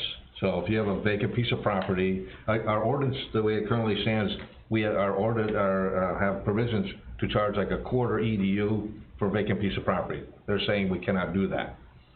Somewhat, I know in the Otter Street Water District we have, it's a half of an EDU for a vacant piece of property. Well, they're saying we cannot do that. Well, I heard a couple of instances, I forgot the name of the motel down there on Route 12. Pinehurst. Pinehurst, right. So they have a standpipe, they can get water, they're not connected. Well, that's a kind of that's clearly a benefit assessment for having water there. Clearly you can say, water's available, it's right there, all you have to do is hook up. And you have to pay a tax, for want of a better term, for having it available to you, but I don't know if we can charge them by EDU. I'm raising the question, it's gotta be talked about, maybe not Right. tonight, but. Well, see, in their situation, it's kinda like, I don't wanna say it's a gray area, cause I'm just, it isn't just like a main that's running down the road in front of them. There was a T put in the line, and it ran right up to their building, and they have all the provisions necessary should they make that decision. They have a connection, they just aren't connecting to it. Right, and so ideally, the benefit assessment they're charged would be the same amount of money that you would charge it by EDU, you just can't charge it by EDU. That particular district does not have a benefit assessment in the ordinance at all. That's my point. We gotta talk about these things, okay? Not tonight, we're not gonna solve it tonight. But our goal is, like, our next billing period, the thing is what, October 1st? It would be great. I mean, wishful thinking maybe on my part to have everything in place for that our next billing. Well, and we know, talking to Rob, that every other water and sewer district in the North Country bills by EDU. We're the ones that got tagged. Right. So, Okay, I mean, I gotta ask, cause the other night I had the good fortune of sitting in a meeting on the Route 12 sewer, and it became obvious to me a number of different things. The first time I got it, was any part of that they are charging for vacant properties that are not hooked up, all that kind of stuff. So I mentioned that, and the response back to me is, from a difference, nobody's got anything in writing. Do we have anything in writing that says that from these folks? the comptroller's report, 2019 M-whatever. Is that, would that be enough? I don't know, is it? But I think you were like, we're also hearing from, was it Dale was saying to the assessors, that they don't buy into that. Right. Is that legit? Is that, I don't have an answer to it. All I have is a comptroller's report for the town that says you can't do it. That's all I have. So would the assessor, or the comptrollers tell the assessors exactly the same thing? They aren't gonna give them an opinion. They wouldn't give us an opinion when we wrote them and asked them a question. That's the problem. They got the auditors come in, they make a finding, then you go to the comptroller himself and say, okay, can we do X? They say, we're not gonna answer that question. That's what they've done to us. So where does that leave us? Limbo. Twisting in the wind. It means the only thing we have to go by is the comptroller's report and what they said in the comptroller's report, because we tried to get the comptroller's legal department to tell us and to write to us what you're talking about, and they clearly wouldn't do it. Yeah, and I don't want to dominate, I'm just gonna say it one more time, that is exactly why we went to our state elected representatives and asked them to adopt legislation that would allow us to do certain things. And they haven't acted. Our assemblyman and our state senator have done nothing to help. And the only other thing we can do, according to the comptroller, is we can collapse each of the districts and reform them and put our new legislation in. Maybe that's what we're gonna have to do. But it's all, it's a lawyer's dream or nightmare, however you wanna view it. That's, so. Dreams are one, nightmare for. Can we charge for vacant? Can we charge for properties that don't receive a service? Yes, if they're receiving a benefit from the available. No. I'm just saying, like we are now with the EDU process, by that way. Well, we know, I'm only talking about sewer because that's all they looked at, okay? For the concept to be the same. I would think so. Yeah. And right now, we've got, according to what your spreadsheet is, there's 53 accounts on there. 25 of them have no usage charges. 28 of them do. It's a huge impact. Exactly. Exactly, and so I understand what you're saying, Bob, but you have this report that tells us you can't do this, but nobody will give you what you can do. We've tried to do everything right. We're trying to, A, keep these districts in financially good shape, in better shape, because we have this huge lawsuit because they were in such bad shape. And when you're trying to do something to make it right, you kind of get told no. I couldn't agree with you more. So, I mean, do you proceed forward in a fair, responsible way until we can either collapse and redo everything, you know, when we can finally do the ad valorem tax? Even if that were to get approved right now, I mean, if we were to introduce it tonight, it would be next year, 2023 taxes before it gets on it.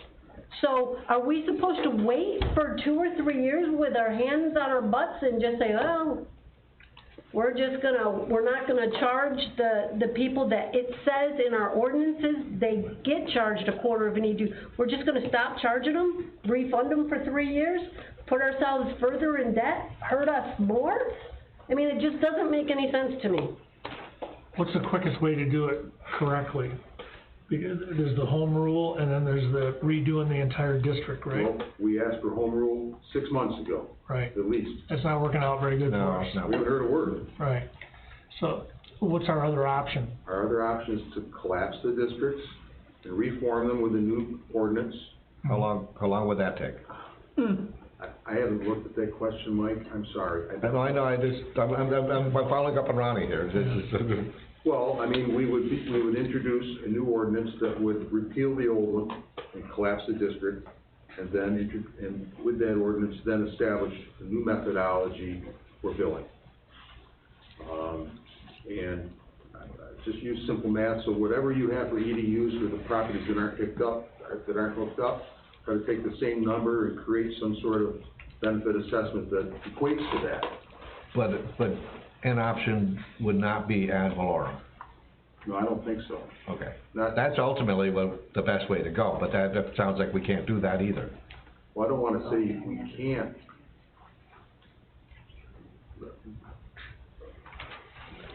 Is there a chart in the Route 12 water district for EDUs? Yeah.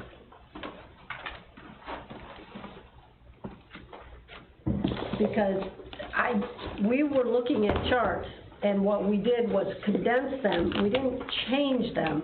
We condensed them to make it, to fit our actual properties. I gave it to Rob. I mean, you have a parcel by parcel list per tax parcel. Is that what you're talking about? Yeah, let's see that first page. This one? For each individual taxpayer. There's no methodology like a restaurant gets charged a quarter. So what they did was what currently is in this ordinance is they've got Rockledge Motel, 8 EDUs. They've got TI Adventures, 10. They've got Redstone, 40. All we did was say, okay, how is that broke down so that How did you get to that number? How would you get to that number so that everybody is fair and it's a more equitable distribution? I have no issue with what you did as far as even changing the methodology. The point is that we've got a comptroller's report that throws a monkey wrench in the whole thing. Right. If the comptroller's report had investigated Hammond instead of us, I'd say go for it, okay? But they didn't. They investigated us. Right. But the specific was water, and I hate to I'm listening. Yeah, and this is sewer. And we have not been told specifically that apply, we're talking about common sense wise, it would seem like it would. But we have not been told that the sewer be treated the same way. We haven't been told that because we were told we couldn't do it for sewer, that we couldn't do it for water. Or for water, right, excuse me, just the reverse, yep. That's correct. So we can go forward until that happens. But I think there's two things. One, we need to do what's been proposed here because there's a rational basis for these numbers now. Yeah. And which, if I'm a person being billed, I may not like to get a bill, but at least I'll feel a little better in knowing that it was actually computed on a way that I can figure out. It all made sense to me. I couldn't agree more. Right. No, I understand that you have to go through the steps that you're requiring, but when we get together and we do it on a weekly basis and we look at this, at least I do, if somebody came through that door and say it's Price Chopper and we got this 40 and they say, tell me how you got to that 40. Right, well, this. I couldn't do it, but now we can. Right. Just one other thing that we should consider is, on the sewer district, that's part of a joint sewer system that was part of the, the whole thing was funded as one project in all three towns. And the EDU distribution methodology was consistent throughout all three. That's why I mentioned that the other night. And so if you're proposing a change in the methodology on the sewer, you might wanna run that by the other towns, because you don't wanna be charging a motel room a quarter in this town and a third in this town, or you may not want, Okay, so what happens in the case of Swan Bay, when he started out with 50, and this is hypothetical numbers, but when he started out with 50 RV sites year one, and now he's at 209, do we not adjust? No, what I'm saying is that, for example, there's a campground in Orleans too, right, behind the gals, and You did with proportionality, it all. say you're charging an EDU, a quarter of an EDU per site at Swan Bay, is the town of Orleans only charging a tenth of an EDU, or, right now you're all. I think when we did that, we based it off of your chart, cause we asked you to come in here and you sat here and used the TV and said this is how it was figured up. Correct, and it was consistent, what I'm saying, it was consistent. Right, and we didn't change any of that. We just simply said, okay, so this is how that goes, but now they've increased, now he's had 2 or 3 additions and we're trying to keep pace. Right, no, I agree with you, I'm just saying if you change it. Because it has other effects. It has other effects. Right. On How many towns are involved with sewer? 3. Well, in the Route 12. How about water? Just you. That's different. Everybody's individual? Everybody's by themselves. Yeah, because you formed your water district independently. Okay, so the water would be water's the simpler one to address right now. I mean, we wanna do all of it, but the water, we don't have to talk to anybody else, because if we change our EDUs and the sewer, and then we could run into a situation where Orleans and Clayton may be charging a different EDU for the exact same thing. So the other day I was trying to bring that up with that, because what they do is everybody takes care of their cap, but the O&M, it's say like we have 100 EDUs, Orleans has 80 EDUs, and Clayton has 25. They add them up, and then then it's percentages based on the overall. They take the whole budget, the $500,000 budget, and divide it by 700 EDUs, which includes Alexandria, Orleans. So, but if we have a different methodology for coming up with our number of EDUs, it could slant it one way or another. Correct. For everybody else. That's what you're saying. That's all I'm saying is that, and so keep in mind, you've got water usage data that you base, like Price Chopper off, right? So, Orleans hasn't had any water usage data up until this past year, so now they could do the same method that you're proposing for their commercial users too. So I'm just saying, it's a conversation that you probably want to have. Right, in every instance, primarily for us, with 5 water districts and 1 sewer district, it's okay, but this other, it's a kind of the joint one's a little strange thing. Right. Yep. But that's why I was trying to bring that up the other night with the vacant property thing. If we're saying we're gonna come up with a different way of charging these folks, the other districts either will have they'll end up with a higher number. Yeah. And Sandy, I think that you're doing I think it's the right way to do it, in my personal opinion, is base it off water usage, not you have district. So I think you're spot on. I know you convinced the comptroller. Well, I'm sorry, they give opinions, not laws. I'm sorry, I don't agree with it. Sorry, Bob. Sorry, Bob. No, Sandy, do you want to I don't disagree with you, we're stuck. I know, and you're doing your job, and I appreciate it, but, But if you want me to I sign wanna an be opinion full. letter that says it's okay, I'm gonna have a hard time with it. Who else wants a copy of Okay. this? Do you want a copy, Kenny? All right, Nathan.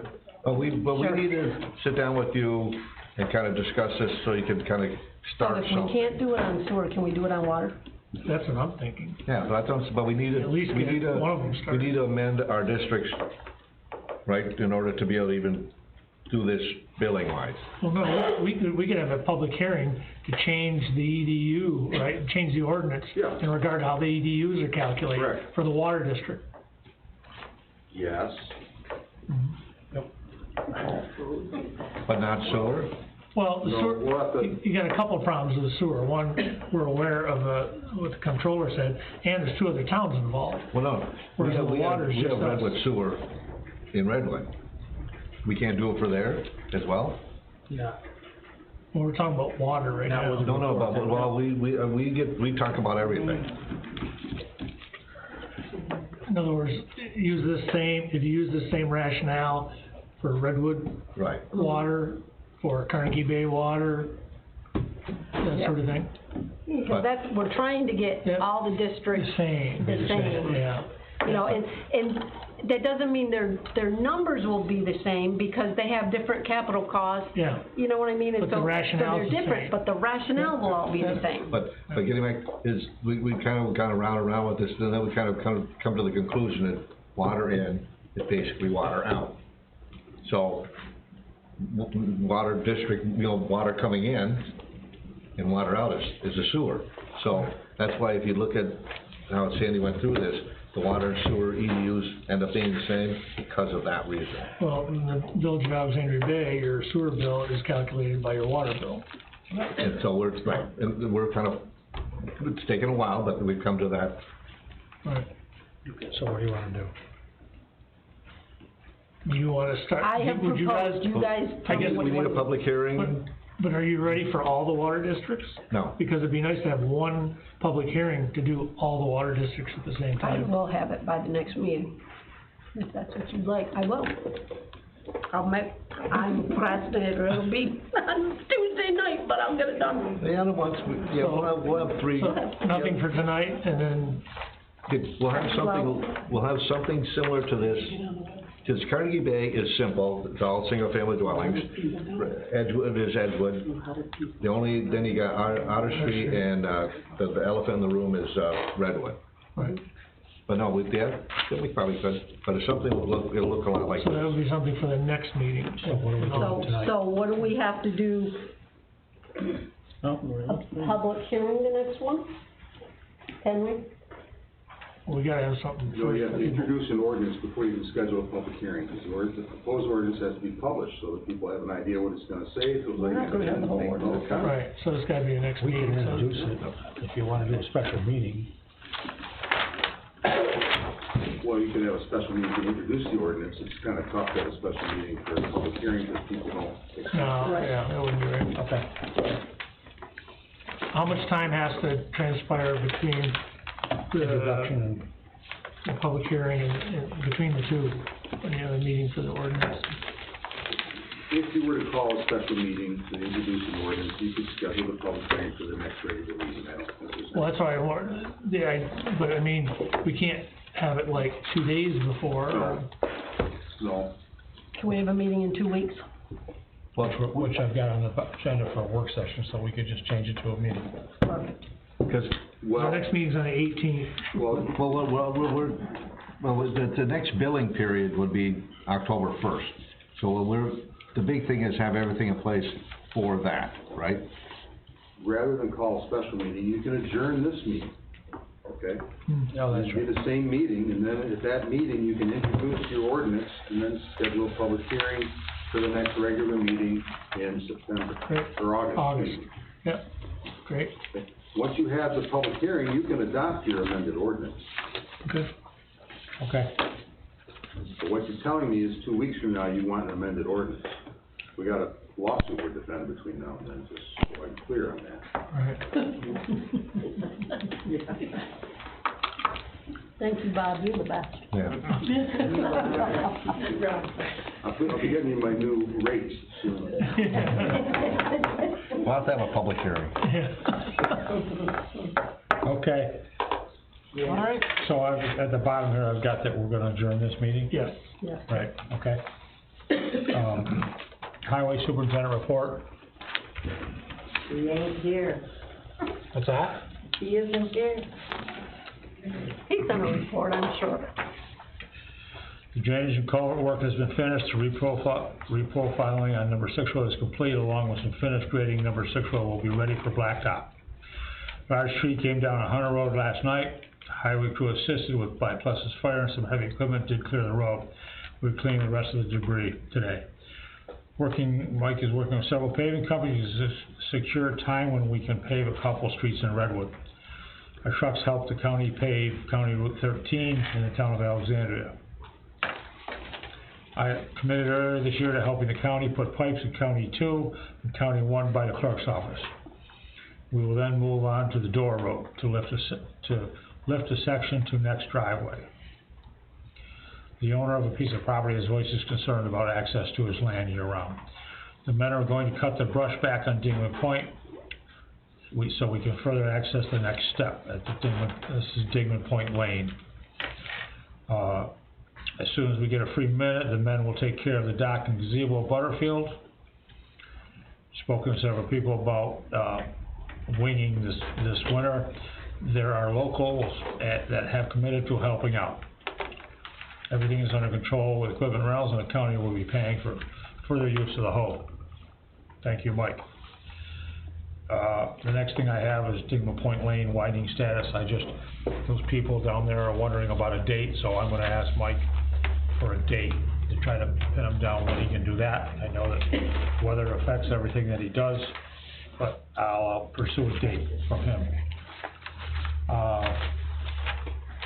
Increased DB permanent improvement roads. We had a special meeting 2 weeks ago, and we With took the floating dock, the pavilion, floating dock with pavilion, Butterfield status highway.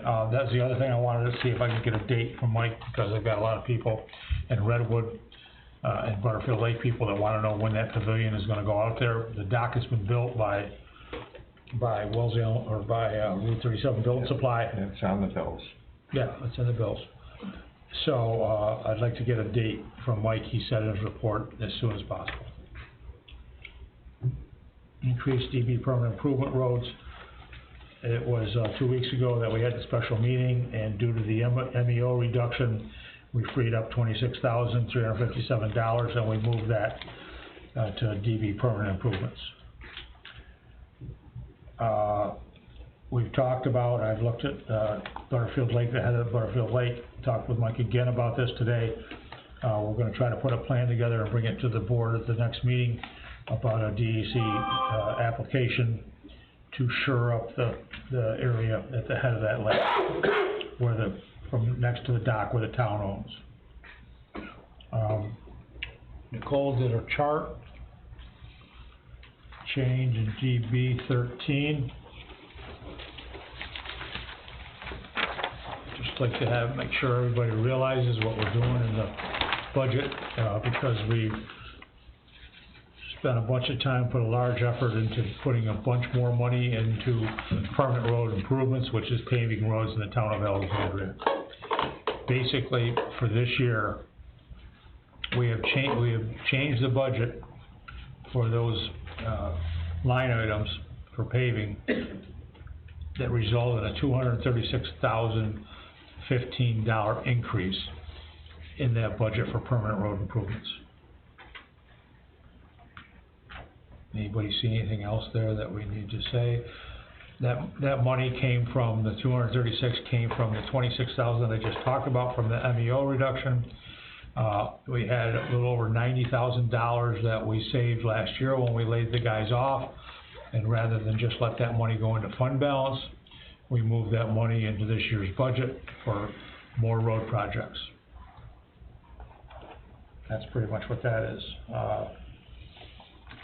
The next item, 14, Pinsky Law presentation. I think there's somebody that said they think we should do this. Skip way ahead past this, number 5, the Swan Bay Estates letter about water district. He. Oh, we did talk? Yes. Okay, all right, never mind. That's what we talked about, that's Al Preston. Okay, yep, sorry. Yep. So this Kinsky Law Group presents legalized marijuana in municipal employment. A live stream of interactive presentation addressing vital topics including federal and state laws, must-have policy, drug testing, employee issues, fire EMS, negligence, prevention, accident investigation, insurance, and disability. This is the one that is, I think, $175 per session. Per Per person? municipality, I see per session here. it says per municipality on the Yes. second sheet. Somebody has voiced a concern that they think we should do this. Anybody have any comments on this? Bob, you've been dealing a lot with this marijuana stuff? Well, they have more topics than just what we're gonna be dealing with the local law. I mean, if you feel you need the education, you sign up for it. What's the board think about this? Can't hurt. So, I mean, there's stuff in there that you don't have an answer?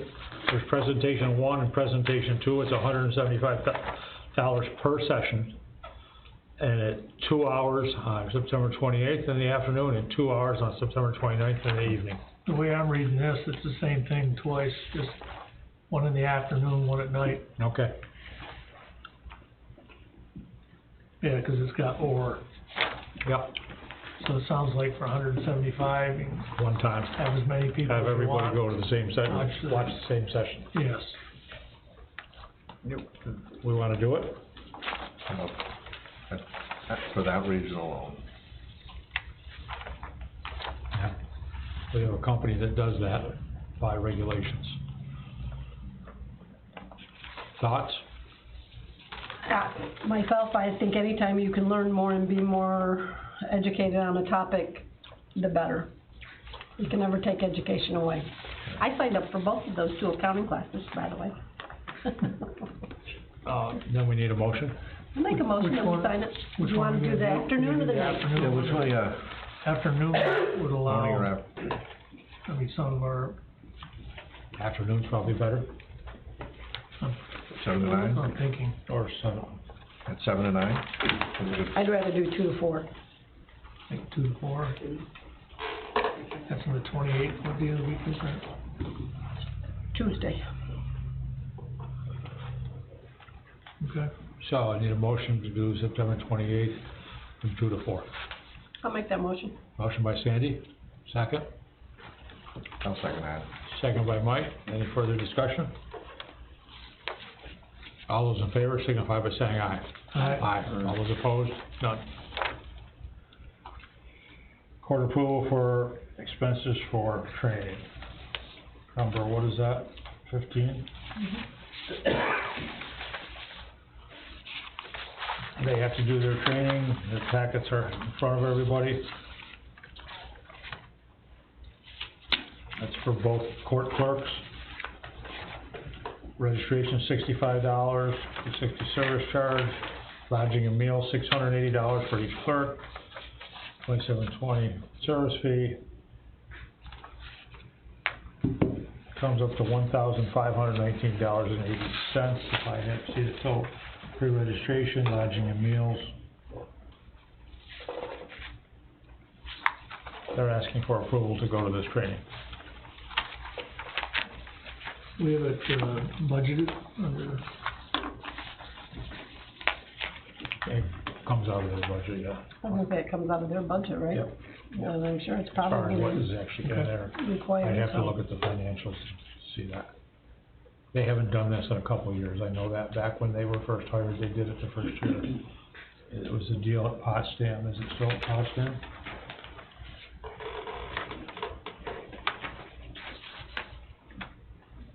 Doesn't say where it is. Is it? No, it doesn't say. the only question was if it was a Potsdam, does it matter, is it less expensive to pay mileage? I mean, it was a question that was brought up before, Mhm. because you're looking at, what, hour and 15 minutes each way. That's another budget, right? I'll make a motion, we send them to training. You wanna vote, another budget, send it to them. Yeah. I'll second. Motion by Sandy, second by John, any discussion?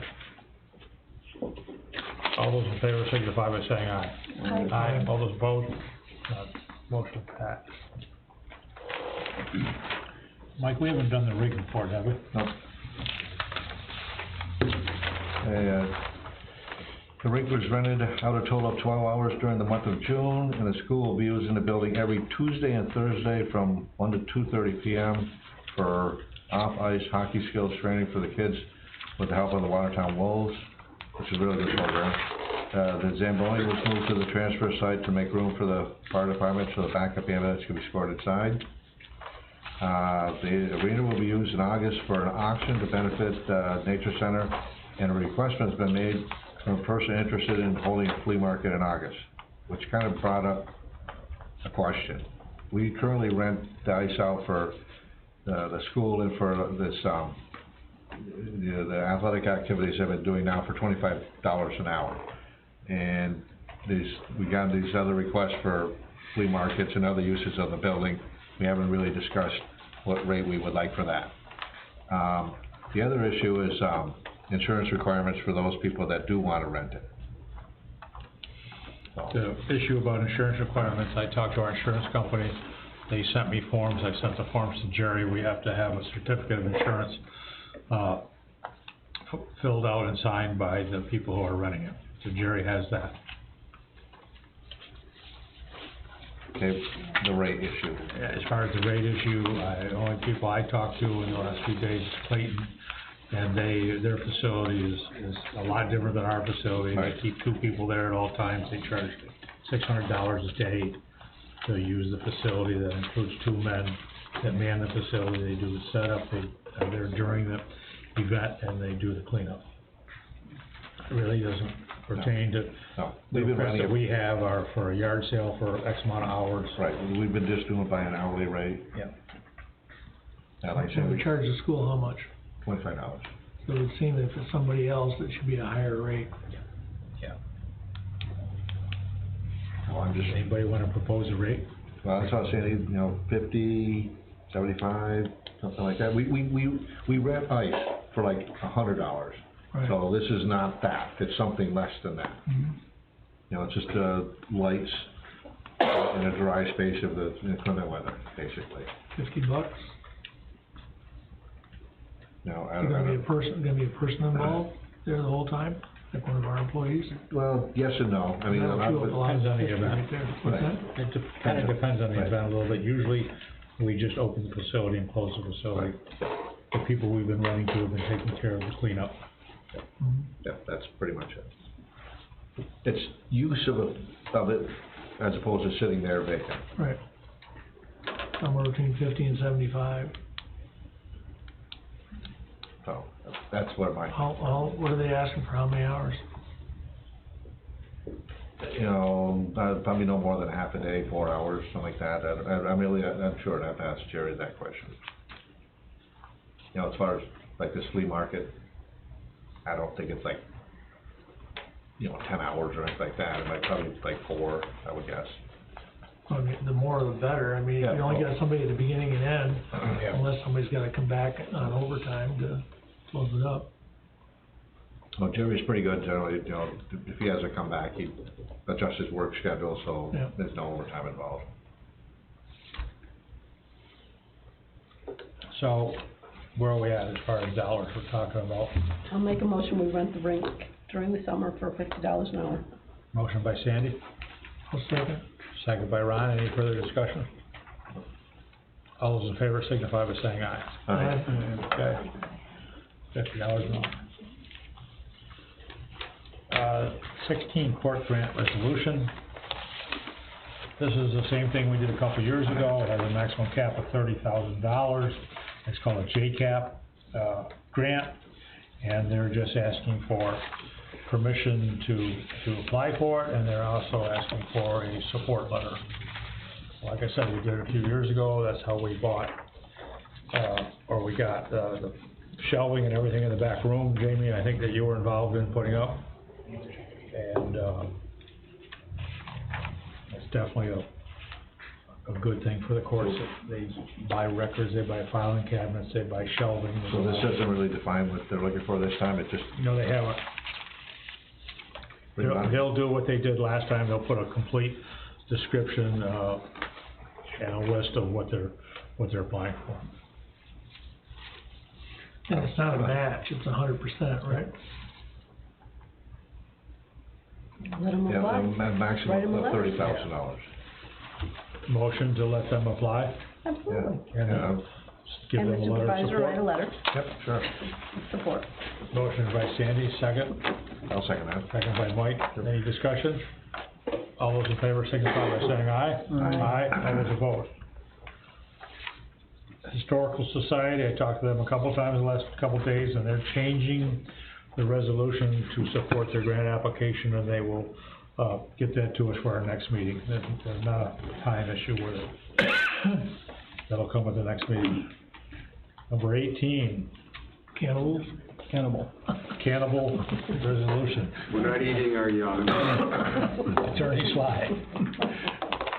All right, I was asked to prepare a proposed local law in connection with opting out of the, and/or the retail cannabis dispensaries and/or the on-site cannabis consumption establishments within the town. Now, you can't affect what goes on in the village, but this is just for the remainder of the town.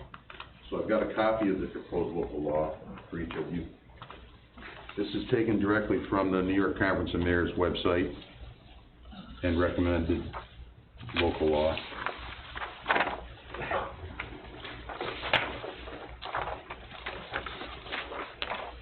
So the only action you would undertake tonight is to introduce the local law, second it, and then someone make a motion for a public hearing. That's all you can do tonight. So do we read it into the record, or just acknowledge this, make this part of the minutes? Well, if someone introduces it and seconds it, we'll make sure that the clerk puts that in the minutes, that it's been introduced and seconded. Okay. Do we know what, it gets a number, it says local law number with a blank. We Is that won't know. assigned after the fact? We never know until it's filed with the, Okay. Secretary of State. So for example, and this is gonna be actually a local law of 2022, and here's why. If this is adopted and within 45 days there is a valid petition submitted in opposition to it, in other words, to try to force either or both retail establishments and or a hookah bar or whatever, okay, that proposal that they would be wanting to put on the ballot won't be able to be physically put on the ballot until 2022. It'd be on the November ballot? November of 2022. 2022, it'll be on the November ballot. Okay. So you don't worry about what the date is on the local law, because it's not until you actually file it that you're told what its number is. And so, for example, between now and then, we could have a couple of other local laws that would, beat this one out, for example. So you just don't know till you file it. Right. So how do we, for the sake of a motion, how do we identify what we have in front of us? What do we call this? I hereby introduce proposed local law number blank of 2021 dealing with pursuant to cannabis law, section 131, opting out of licensing, et cetera. Just read that first part? Yes. Okay. So we need somebody to. Go ahead, Ronnie. Yeah, I'd like to propose that, okay, well, I know that all was written here, but what I'd like to introduce. Okay, I'd like to introduce proposed local law number blank of 2022. One. Well, you say it's gonna be two? We won't know until we file it, so Okay, don't worry. we'll say 21, so that Well, for agrees. example, if no one files petitions, Yeah. this becomes local law in 2021, Okay. okay? I'd like to introduce proposed local law number blank of 2021. Proposed local law, blank of 2021, adopted pursuant to cannabis law, section 131, opting out of licensing and establishing retail cannabis dispensaries and/or on-site cannabis consumption establishments within the town of Alexandria. Is there a second for that? So that motion and introduction is by Ron, he's doing both. Okay, so, but you made the motion. Just the yeah. introduction, then it's gotta be seconded. So you're seconding it? I'll second it. Okay, then we set up a So let's public get- hearing. Then you make a motion for a public hearing. Okay, I'll make a motion that we hold a public hearing at 6:15 PM on August, what's our next meeting?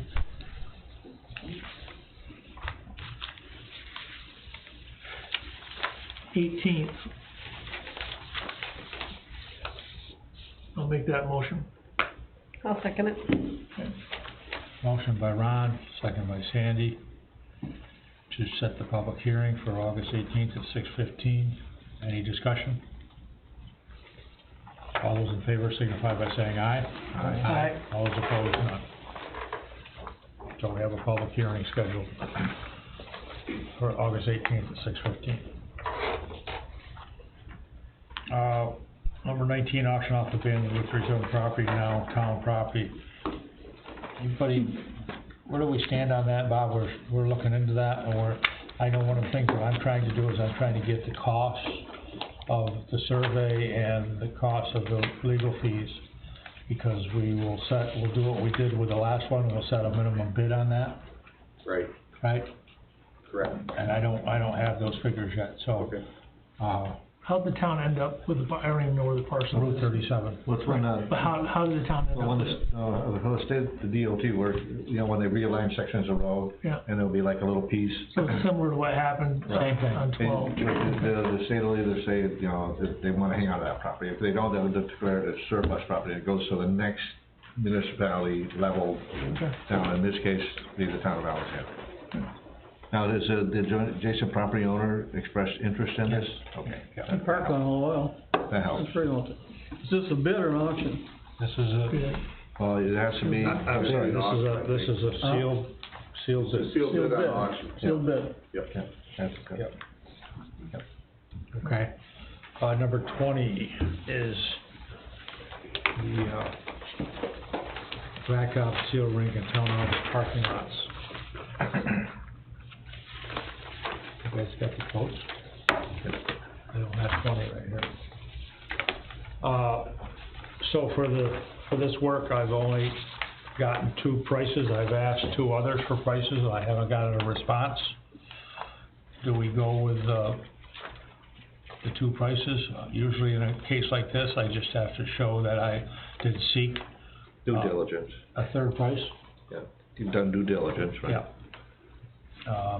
And we have cement sealing and striping for, $12,750 total for the 2. And we have Clement Construction, a different company, for $14,500. Did I add that right? Yep. Those are the 2 proposals I have. What does this work Will didn't entail? bid it. What's that? Will didn't bid it? No. What exactly does this work entail? Well, the lower one actually has a pretty good detail. Yep. Well, see, I just don't wanna run into the same problem we had with the dock. No, I know. We want people bidding on the exact same thing. Yep. The issue is that these companies have different processes that they do. Like Ronnie said, the first one, something that's real important is the area will be cleaned of all dirt and debris. Vegetation will be cut back to expose any overgrown areas. Oil spots will be primed to ensure adhesion. Cracks will be filled using hot crack filler applied by machine. Smaller cracks will be filled with sealer. Larger cracks with hot crack fill, as discussed. The entire area will be sealed using 2 coats of Star Seal coal tar sealer. Parking area will be striped, as discussed. That also includes the striping. The other bid basically just said sealed and striped, doesn't talk about number of layers or what will be done. I spent quite a bit of time with Tim Clement from Clement Sealing and Striping, looking at both of the areas, and he talked about some cracks in areas in these that we're going to need a different type of filler that had more body to it. So there's no actual paving. No, not in this. The one thing that we're also getting prices on is paving the area in front of this building. because it's deteriorated so bad There's a bad spot definitely over here. in front here that would be wasting money to seal it. We actually need to pave it. And, I've asked Wills and the other Clement, who has the paving company, to give us prices on that. So, we shouldn't be looking at the ceiling portion for this job, for this place. It doesn't, this pricing does not include ceiling. I thought it said town offices, Right, but it includes, it's just the rest of this. but not in Right, front, okay. not in front. Okay, just like over there and over Yep. there, okay. Brent, you're gonna do the parking lot, between the church and there too? We're gonna do the complete, everything at the arena. Well, somebody will let us know about parking there and so For sure. forth. Yep. Yeah, we're all in agreement and we thank you for that. It'll Well, be, we let you out with the Zavoni, so we. as I talk to your people, it will be in exchange for the use of the lot, and we'll draw up a small agreement. Yes, So yes. that Yeah, we're doing everything the right way. our pastor said you're good neighbors and the whole church thanks you. But we're gonna have to have an agreement that we're doing this because you're giving us the use and so on. Use of the parking lot, That's yeah. why I agree, that's why I'm showing it to you. I just don't wanna get in, I'm just saying, this is similar to the floating dock That's- situation. that's why I said it. Two different bids. Well, one's got criteria, one doesn't. Right. And then somebody comes back and say, well, I could've, if that's what you wanted, I could've done it for less. Yeah. I don't know. You mean like what happened before? Right. Yeah, we should be a little bit more clear. Well, So you wanna ask for new proposals, I'm not saying- specifying I'll do- exactly what, so that each thing is specified. I guess my clearly. question would be, did you verbally go over both of them, so that Yeah, it's but I apples don't, to apples? not to the extent that's in here. No. Right. So if you went to that other company and said, gave them those criteria, would they come up with the same number?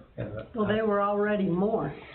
Right. Well, I'm just saying, Or are they gonna say, Maybe they're like saying they're the doing one more. dock guy, he said he was using a different grade of wood, Right. Yeah. and if he had used a lesser grade, he could've been less.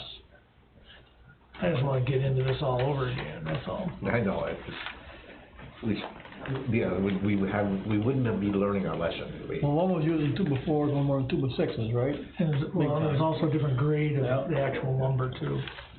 And I have no idea as far as seal coating what, Well, like I said, I can get a hold of both of them, and only ability that I have here and knowledge here is to specify it, so that each one is specified equally. I know, all the contracts I put together, were very, very clear, so anybody who was bidding on the exact same thing. right.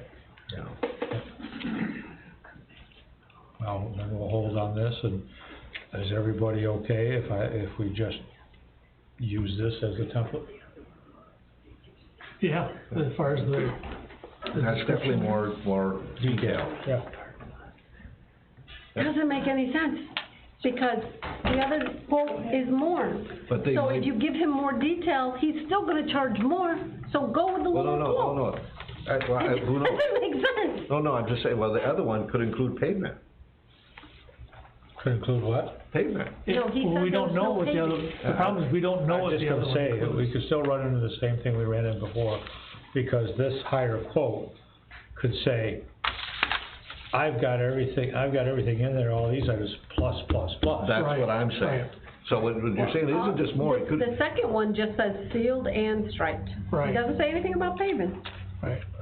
The first one doesn't say anything about paving. It says Right. sealed and striped. But think about it this way too, the more expensive one may not be doing what we really want, or it could be doing a lot more, it's just too loose. Yeah, I understand what you're saying, chances are, guys are gonna say, oh, do all that, yeah, I'm gonna charge you even more, end of story. But at least we know what we're gonna get. Right now, with the second one, we don't know what we're gonna get, other than a larger bill. Yeah. I mean, personally, I'd like to see them oil and chip it. I think that would be the better way to go, but. And as I said, the second quote could have more things in it than the first one. Than the lower quote, I should say. I mean, the first one's pretty clear. A couple very important points in the first one. we have some cracks out there that are a half-inch crack, we have cracks that are 1.5-inch cracks. And if you've ever used a sealer before, you can buy a lot of different grades of sealer. And some of them have more body to them than others. And you're definitely gonna want, for some of our big cracks, the ones that have a lot more body to them. Yeah, my impression is the hot stuff is the way to go. Yeah. Which they specify there. I'm not saying that we're not gonna end up with the exact same person. I'm just saying we've done down this path before. Right. That's all I'm saying. And I hate, yeah. Okay. Just gonna cost us a little So time. I'll ask for prices again then. Well, And with be those- more specific on it. and give them that as a spec. Yeah. But which brings up the obvious other And actually, question. the other thing to do, that I'll do here, that I've already talked to Greg Wells, he's very familiar with this whole process and what the different, parts of He it can are. help you out with it. He can definitely help me out. Why didn't Greg wanna bid it? Why didn't Greg wanna bid it? Too busy. He's out like a year, Good for him. over a year, yep. But when you discuss with these folks, did you give them any time period when we wanted this done? We talked about time periods, and they were all, they don't wanna do this in September, October, when the weather's cold, they wanna do it. Right now, there's a whole bunch of trailers over there. Yeah. And I'm thinking, as the season goes on, there's less trailers. Yep.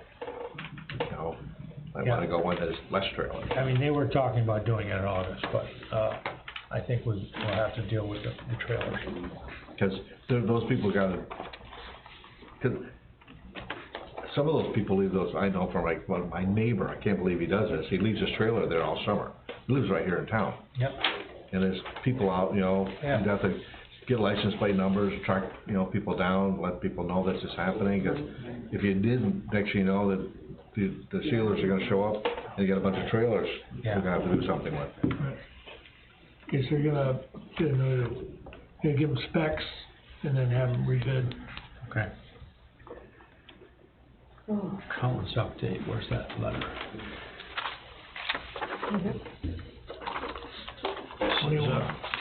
From our accountant, Mike Hassan, monthly financial statements were completed by Nicole and reviewed. The June 30th unaudited financial statements will be posted to town websites. They were, posted to the town website today. Townwide revenues totaled $29,668, while expenses totaled $476,752.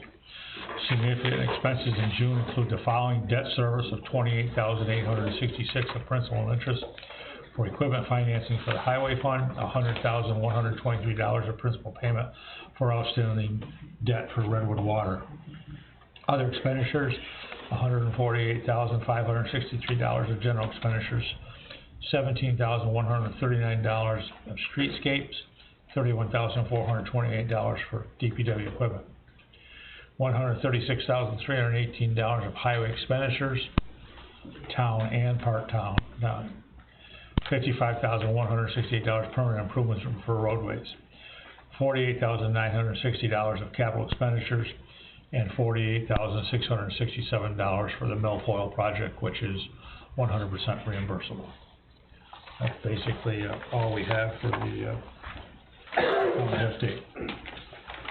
Cemetery plot sale and pricing. I met with 2 people at Point Vivian. They picked out plots that they want. I told them that we're in the process of trying to come up with a cost. I've only got prices from 3 other cemeteries of what they sell plots for, and those range from $500 to $800. So I'd like to get some more prices.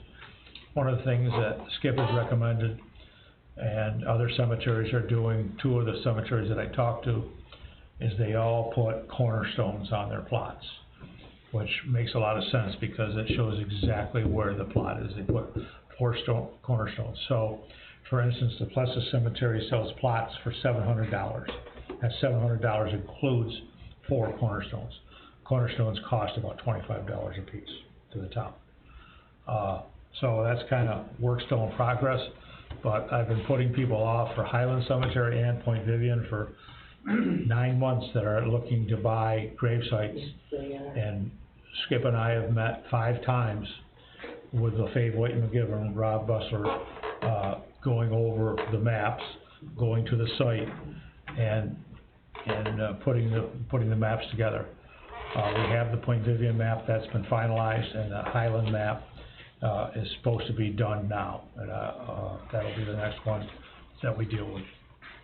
So it's really kinda incomplete, because we gotta decide on pricing, but I've got 3 people at one cemetery and 5 people at another cemetery that wanna buy plots.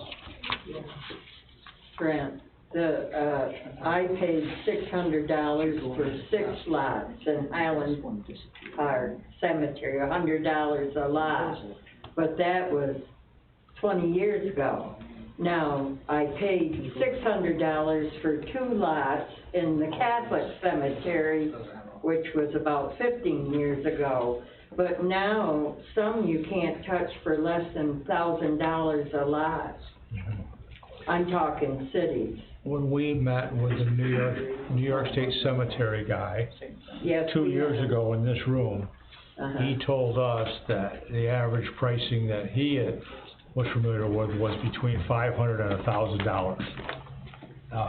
That kinda, is a pretty good range, so. 500 and 1,000, yeah. Between 500 and 1,000. I think I wrote that down Yep. in my notes on Yep. that. But, so if the town wants us to have markers, if somebody comes to you, they will give the money for the markers included in the lot, It's yes. included in the price that we'll sell a lot. Yes, yes, Which is what, Plessis is doing, and one of the cemeteries in Watertown is doing. yes. They include it. Yes, yes. And the Mullen people are doing a tremendous job. I was up by there today, Mickey and I, and it's unbelievable how good they're doing with it. So that's just an update about, where we stand. Like I said, I've got people that picked out plots already, and I can't tell them a price, which is a little bit unusual. Can we but- do that now? What's that? Are we at a point where we can talk about that? If you wanna do it now, I don't, only numbers I have is what I've told you. Well, I'm just saying, if we wait 9 months from now, it'll probably have the same, Yeah. range of numbers. I don't see that changing. If you wanna come up with a number I tonight? mean, what, other than $25 a piece for 4 markers, $100, what other expenses do we incur? You mow it forever, You know, forever, perpetual care. forever. Which we're doing anyway. Yeah. That's, but, yeah, exactly, except now we're gonna see a small amount of money that over eternity is really small. Just to give you an idea, the number of plots that we have mapped out at Point Vivian is 55 plots. And at Highland is gonna be about 65 plots. But that's all that we've mapped out. Both of those cemeteries have more room for more. Yeah, That's just the grid work that we have laid out in the areas. We've also spoken about, they got the tower Yeah, things. we haven't gone any further I know, looking but into that. I'm just saying that'll add Yeah, more. So the numbers you just gave, that's how many plots we have to sell?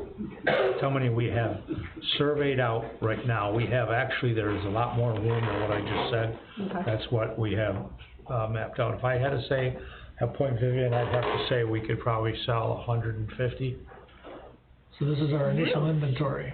Yeah, yes. probably could sell close to 200 in Highland. And Highland's bigger. Yeah. I'm just. Pick a number? So let's go, if the selling average, properties, yeah. according to the cemetery people for 500 to this 1,000. area, it's 500 to 1,000, let's go right in the middle and say $750. Well, Yeah, and I think that makes sense also, because I've talked to the cemeteries in the area, we're real close, to their numbers. Just curious, when you buy something like that, it's like, because when you buy a piece of real estate, there's all kinds of fees involved. So this is just like an agreement between the town and, I mean, how do you record this and prove that that's your lot? Well, And number them, I I guess? bought 2 lots to get a little deed to them. You actually get a deed? Yep. I was gonna say, Is that we have- recorded with the That'll county be some other clerk, expenses or? then. I don't know. Okay. You know. there's paperwork that Unfortunately, we, I had to buy 2 lots, and I got I got Yeah. a Well, certificate. good thing, if you use it, you won't know it, so, Right. you know, there's a problem. Okay. Let's stop kicking it down the road, start selling property. $750 then, so somebody making a motion? I'll make a motion, Tom, for $750. I'll second that. second by Mike, any further discussion? And the $750 includes the 4 cornerstones. Yep. Okay? Now, from the town's point of view, we need a, whatever, what's, you know, say somebody comes in with $750, we have to tell them, we have to have something for them to. We have forms now, because the town sold lots years and years ago, and we have some type of a deed or document that we have, but we'll look into that to We make need to sure. have something. We'll make sure we have what we need to have. Okay. I mean, I'm from Brookside, I can get you my Brookside deed if you want, you take a look. Yeah. I have one for barn settlement. And did you get it? The deed, it was my father's. Yep. Well, it is my father's. Yep. Nobody's on it though. Yeah. Bobby Giltz give me a certificate for my 6th lot, Yeah. but he didn't make me put any cornerstones in. And the priest did too, when I bought there, to give me a certificate. Okay, all those in favor signify by saying aye. Aye. All those opposed? None. New Redwood playground status. Jamie? So the playground is all up. We poured the concrete today. We're gonna do a little cleanup tomorrow and get it leveled and put some sand down and hopefully have the, Ribbon cutting this weekend? it might happen. It's real close. Yep. I heard it was really easy to put together. Oh, we should've put wing nuts on them poles. We took it up, I bet we took it apart 15 times. Yeah. Yeah, I've been over there a bunch of times, and I can tell these guys are at quite a It was process. enjoyable. Jay's pretty easy It's a going. playground. I He think, was an engineer, but he never come over. But I no, think there was some choice comments about the plans, weren't there? Yes, they were very poor. Somebody in Chinese wrote them? Yeah, maybe a kindergartner, Yeah. wasn't fun, but we got it. But it really looks good. I was over this afternoon. Love it. Thank you so much. They poured the concrete this afternoon, I was over there, and one of the questions I asked is, there've been many people or kids around, and they said there's been all kinds of kids over there, and everybody wants to know when it's gonna Oh, open. yeah. So, I think it'll be a big hit. And when they put the border around the area, and they put the blue mulch in there, I think that's really gonna add to it. Now, a question, do we wanna do the whole inside the fence area as far as putting something down, you know? I think the 2 things we gotta look at there, one of the things is how much blue mulch do we have? Because I believe the blue mulch that we have is designed for a certain square footage, Yeah, to have 10 inches. to have 10 inches of blue mulch, which they say will handle a 6-foot fall. Somebody falls 6 foot, their head first, supposedly they'll be okay. And we really need to look at putting up a new fence around there. 'Cause that- Yeah, and that's the other thing, That's I pretty definitely bad. would like to propose we buy a new fence for this place, cause we've done a beautiful job over there, it's gonna look nice, and the fence looks awful. Okay. And Can you it get can't prices? it can't be painted or straightened, can it, Jamie? No. No, we need to, Some of the pipes are rotted right off. so if I can get the board's permission, I'll get a price on fences. Yeah. Okay, Do you Yeah. want that type of fence again? we might not, I wouldn't. I I mean, what is the purpose for that? that type, Yeah. I mean, they make some Parents nicer drop the ones, kids Rob, off I and think you've lock the probably gate seen so them they can't get that out? are coated with plastic, and they got a color to them, you can buy them in green or whatever else. Yeah, the vinyl coated black chain link look a little nicer. Yeah. And you could get real expensive ones too, wrought iron, you know, the simulated wrought iron ones, but they're Yeah, like the 4 times more aluminum. expensive. Yeah, they'll give you prices. We on just all don't that. want them to have, Points, yeah. Right. And when you get prices, get it installed first. Is Jay okay with that? valid When we point. get prices, we'll tell them exactly what we want to, don't we? Exactly. Let's not go through this again. I don't know. Okay, so that's that, If you block it, why do you have a budget? I don't understand the reason for the fence either. Or that could be another option. Put a rail fence around it. Yeah, I mean, it's just a pain in the butt because you don't weed eat around it, so it grows up, it looks nasty, That's the and problem, you can't. you And can't. why don't we just take the old fence out and let it go for a while? There you go, That's an option too. If you want to look nice, you can get a split rail fence, you know, buy a wooden, aesthetic. Hey, Brent? Yep. Just a little insight on that. We used to deal with that rubber mulch in the playgrounds on a daily basis. It's not so much what you're keeping in, it's what you're keeping out. And animals will make a nice home in that new playground in a very short order. So that's something to consider. It's not what you're trying to keep in, it's what you're trying to keep out. You mean for the fence? Yeah. You wanna put some kind of separation between you and the children, you know what I mean? Animals, critters have no sense of, neglect. They'll come right to you, you know what I mean?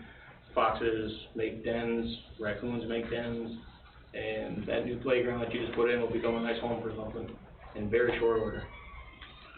this, we have a border that we will be putting around it, the mulch will be inside the border. Right, but I'm saying Yeah, they'll that- go into the mulch, and then they'll go underneath down? Yeah, they'll go underneath the swing set, what a great They'll spot. turn it into a giant Or the giant kitty litter pen, you know, in no time, so. Easy The- digging. The fence is just a little bit of a deterrent to keep Yeah, something out. that's a good point. That's a good point.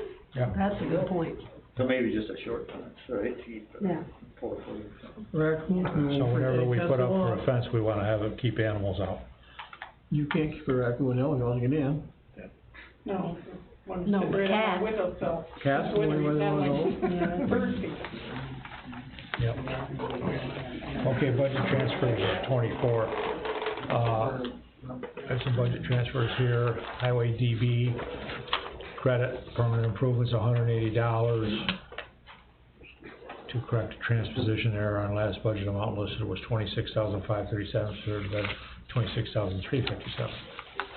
General A, we're gonna debit unsafe building, demo unsafe buildings, $1,800.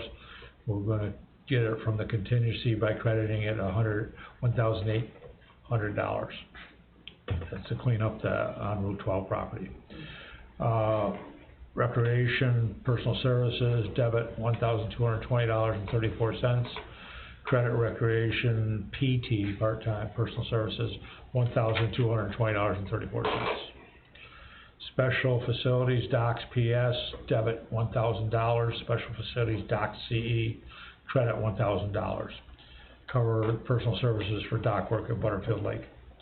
Brush pit, personal services, debit $1,500.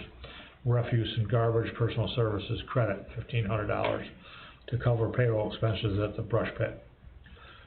General B, public health, CE, debit $500, public health, personal services, credit $500. Cover expenses within the fund. General B again, unemployment insurance, debit $100, employee benefits, social security, credit $100, cover expenses within the fund. Redwood sewer administration, CE, debit $500, sanitary sewer, CE, credit $500. Cover expenses within the fund. Redwood water, principal payment, EFC, debit $1,431, Redwood water, water equipment, credit $1,431 to cover increase in principal amount, payment within its own fund. I just got a question, it just seems odd that EFC, that's environmental facilities, right? I would think that their principal payments would have been scheduled, they're not like a variable rate mortgage where it's gonna go up and down, is it? I'm not sure how this amortization was set up, so there's basically 2 different ways. Level debt, where it's the same for all 30 years, or it can be, increasing principal, over. Either way, they tell you up front what it's gonna be though. Yeah, you have an amortization schedule right. somewhere. I'm just saying, it just seems odd. Yeah, I would think when we did our budget, they would, Right. do that. So I think, Yeah, that's. you're exactly right, they do tell you, and they do tell you in advance, and you have the schedule, and I think that it just wasn't computed correctly on our end. Okay. Cover an increase in principal payment with it, so. I'll make a motion to, do those transfers. Motion by Ron, I'll second it. second by Sandy, any discussion? All those in favor signify by saying aye. Aye. All those opposed, none. And then the shoes. Next one we've already done. Everybody has the town of Alexandria June 2021 financials in their packet, for you to review. I kinda went through the high points of the financials with the report from Mike Lasan. It's nice that we have him, he reviews these things every month and sends back notes and thoughts and things that are, as he said, other expenditures, significant expenses and stuff like that, that comes from Mike. Plus this yellow house, Norris is gone. He's gonna take him to court. Yep. The certifieds were sent, I believe they came back, they were not signed, we have proof that they tried them, so we're gonna take them to court. Yep. And we're gonna talk to the judges about that. Or we're gonna get a date, Oh, okay. is what we have to get, right? Yes. Yeah. Yeah, I saw a little, sent an email, or got an email exchange from the county about the water fees and all the other fees for that property, so that's gonna get somehow added to the taxes, which I would assume when they do the tax sale, will take care of that, right? So what happened there is that's not this house that we're talking about, that's the house that Mike's talking about is the Perry, Oliver Right. Perry house on Route 12. Yeah, that's what, okay. And we noticed, 3 weeks ago that it's on the county tax foreclosure list. Right. So, we normally submit the re-levies and the expenses to the county in October. So I immediately called the county and Mr. Paulson, the county attorney, called me back. And I got a list to him of our 3 expenses, which total about $2,800 and change. And now all these properties are listed on the website, and under that property, it has the town of Alexandria has $2,800 against it. I've had 3 people call me in the last 2 days that are looking at that property to ask me about those expenses, and I said that's what they are. And by the county doing that, the county is telling the people, whoever buys that property, Buyer beware. those numbers Additional charges. are gonna be on your taxes January 1. Okay. Was that part of the auction that happened today? No, the deal today was virtual, and it was, what do they call it, viewing? The actual auction is gonna take place on next Wednesday, a week from today, but you could start bidding on it today. Yeah, pre-bids. And I heard there was a $12 bid and Yeah, that's another what bid I on it. That's the same thing. Why was saying that? Usually purple. That's what I was looking at. Okay, I didn't. Recreation Center, we already talked about that, we've done that. I just gave the Oliver Perry House on Route 12 Otter Street the details on what's going on with that. Okay? The next item is the travel trailer. I think everybody's got a copy of, I sat down with Ron Beach and Norris Hanshu and talked about this, and we've started a list. I'd like everybody to take a look at that list and come back next month, or our next meeting with any notes and things that you think that we need to add to it. Explain to me how does it currently I was work? gonna say, maybe you could explain why this is Currently, happening. you go to What's driving this? misuse. Okay, Misuse and abuse. Currently, you come to the town of Alexandria office, you're gonna take a travel trailer and park it in somebody's yard and live out of it for a month or 2 months or 3 months, and you pay them $20 or $30, and I didn't get a good answer as to what, it's not based on square footage, it's not based on size. We had a long talk about this, as what to base it on, and talked to a couple other towns. Some other towns have this actually go to their planning boards and go through an approval process. So tentatively, you can see there, we're talking about, and when you come to town of Alexandria, you pay one time, you pay $30. Okay, you're good for 30 days. At the end of 30 days, you move the trailer off the property for one day, you move it back on, and you keep going another 30 days, you don't renew, you don't pay again, okay? Other towns that I talk to, you pay again. And some of the things I put on there is that you get a permit, the fee we have to decide on, I think, what did I put, $100? Right? Yeah. So, okay, sorry, go ahead. So you come and get a permit, you should get an orange permit, it should be on the face of the trailer that's facing the road so that we can see it.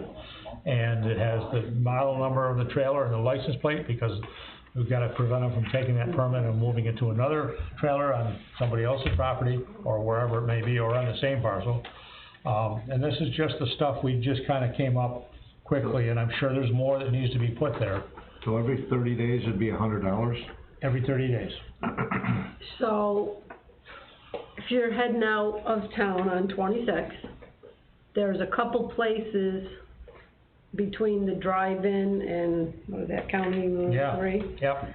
That are just travel trailers, but that's their home. They own the property, they maintain it impeccably, but they drive their trailer up for the summer, they own it, they hook up, they've got a little tower there for electric. I even think they're hooked up to the water. Yeah, they're hooked up to water. And then, you know, they take their trailer and leave at the end of the year. Are they having to get permits? That's their home, that's their land. I think there's a couple on Mud Lake that are like that too. Yeah, so, I mean, are you talking about people like that? Or are you talking about people who are renters just coming in and parking a trailer out back behind the roadhouse? I think the way that we're talking right now with the regulations we have, we are talking about people like that. How are you gonna distinguish? Well, if you charge everybody, you don't have to distinguish. I'd get really pissed off if I had a travel trailer and I owned property and I was paying you a water bill and a tax bill and everything else, and you're gonna tell me because I choose to travel in my home, I'm gonna pay an extra $100 a month on my lot? That's crazy. I think I'd fight you. Usually a zoning issue, isn't it? I mean, sometimes it's either, so it's it's a zoning issue that's allowed in certain ones with a permit, is that what it is? But I would think the distinction would be is, I'm camping in a friend of mine's backyard. That's different. If I own the property already and I'm just putting my camper on that I go to Florida in the winter with, right, that's different. Yeah, I don't. Right, well, maybe that needs to be added in there, because one of the things on there, storage of RV on property only allowed by same owner for property and the RV, which is what you're talking about. Only if not being used, because we have people in this town that own RVs that obviously don't use them or live in them in the winter, that store them next to the garage or store them in their yard. And we don't wanna. Well, storing one is different than living in it. Yes, it is. You know, it's like storing a boat. You know? But knowing the way things are, you could have some people living in them. Airbnb. Right? For their owner. So, this obviously needs work, and I think Sandy has a good point, because I think there should be an exception in here for what we see on Route 26 and those two parcels that she's talking about, that they take impeccable care of their property, and they probably own the property, and they probably own the RV. Well, this would be a pretty good activity that Norris would have to do on a regular basis, and look for this stuff. I mean, I know the marina across the road from my house, a couple of summers ago, it's been a while, there were some people living in a boat, on a trailer over there. I couldn't believe it. But I mean, it's a trailer, you can hook a power, everything to it. What if it's an actual trailer park, like at the end of Carnegie Bay? Last year, my dad had a travel trailer in the park down there. You know, he rented a spot for the season. I think in a park is different, because you got a spot. Parks are excluded, okay. I mean, you talk about things like that, I know at Swan Bay Beach Resort, they bought a boat from a guy that stored at my building, a 30-footer, they ripped the engine out of it, and they put a big air conditioner on the top of it, and they rent that for the summer, as a house. Well, I saw it the other day.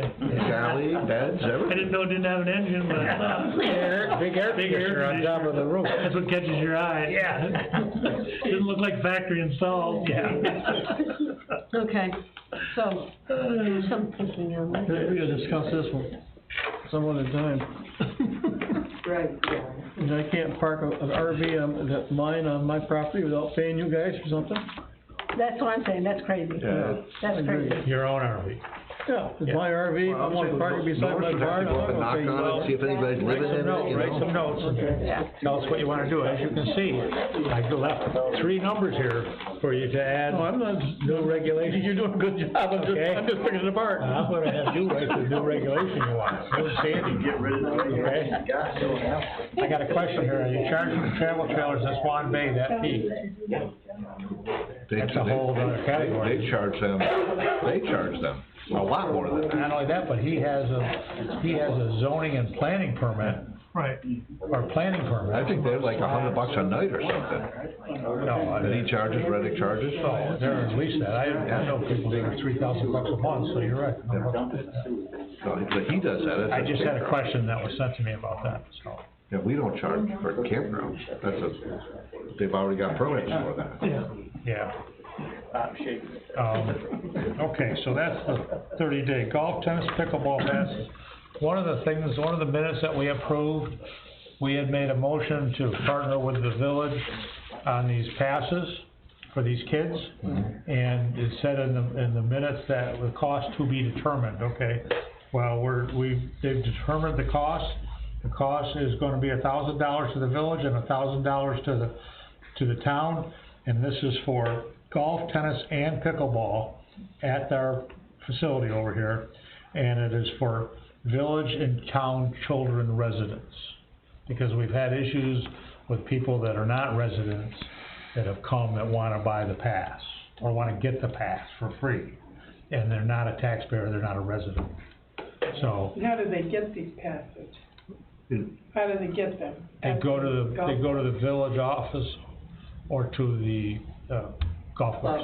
Okay. What's the children? What age? You'd have to know. Not you. No, I know.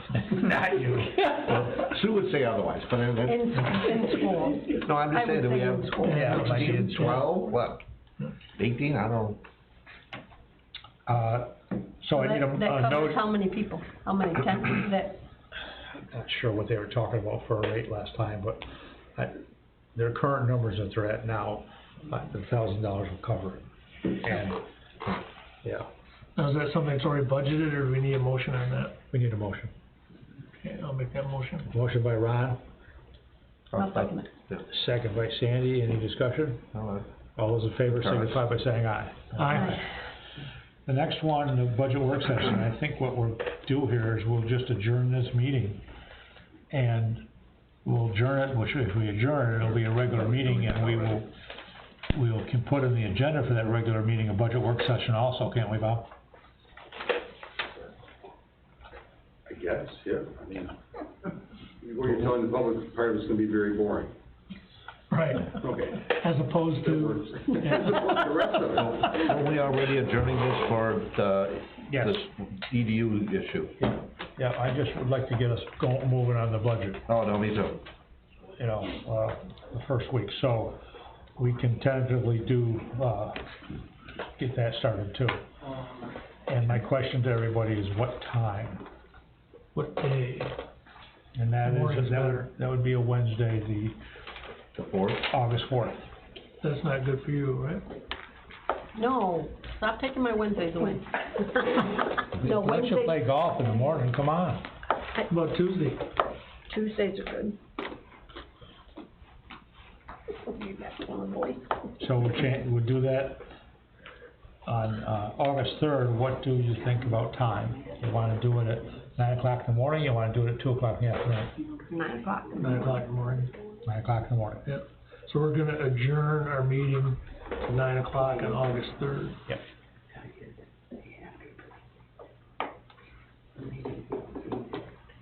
For that purpose. Well, no, we're just, it's open, Yeah, we're it's adjourning the open, meeting. it's open when It's you do an adjourn. We're don't, it's we not can do it. special That meetings, we meeting don't we're have gonna to. introduce. We can do multiple. Okay, I'm just, And whatever comes up, I'll put together an agenda for us. okay. Cause we're gonna introduce that ordinance, Yes. Okay. and then we'll set up the public hearing, Yeah. Okay. and we'll work on budget. By the way, this looks like it's for that purpose, but it's an adjourned meeting. Yeah. Adjourned this meeting. Yeah. Okay. Till then. Okay. So I got. So need a motion to do that? I'll make that motion. Motion by Mike, second by Ronnie. Well, Any discussion? Water rains. All those in favor signify by saying aye. Aye. So we're adjourned to Adjourned. 9 AM and Okay, now no, we're- hold, I forgot something. Should we have gone into executive session for negotiations before we adjourned, right? Yeah, sorry, we have to do that. Okay. Yeah, I thought we were here. Yeah, and I just wanna add that the Eco Harvester weed pulling boat operated a week and a half at Mud Lake, and this week it's at Goose Bay, and the operation is going pretty well. So, And you got a lot of customers that want the stuff, pulled right? 32 tons of milfoil and weeds out of Mud Lake, and I don't know where we're at for Goose Bay. Where are they dumping it? We're dumping in a couple different places, and now we have people in Goose Bay that want it because of the nutrients. Where's he coming up with 30 tonnage? He comes up with it and it's wet. And now it's a tenth of that. That's because he knows that hopper, how many times he empties that hopper into the truck, or how many times he fills that hopper He just, and what it holds. yeah, we only hauled 2 small dump truck loads out of there. And there was a- Again, like I said, that's wet, so it's mostly water. Yeah. So how do we reverse an adjourned motion? Attorney Sly. Take a motion to adjourn. Just announce you're gonna do Okay, executive session. I'd like to make a motion that we go into executive session for pending litigation and, Teamster negotiation. Motion by Ron. Did you bring your notes, cause I forgot to bring mine. I gotta Second by raise John. my hand. Somebody on this board is having a birthday tomorrow. He's gonna, if you see him, wish him happy birthday. Tomorrow? And it's a guy, and he's done a tremendous job being on the board for us tax. Is he reaching a milestone? He's the oldest guy in the room, I'm not. He's catching up with me. A milestone. I'm the oldest guy in the room, I think. Brent, Happy birthday.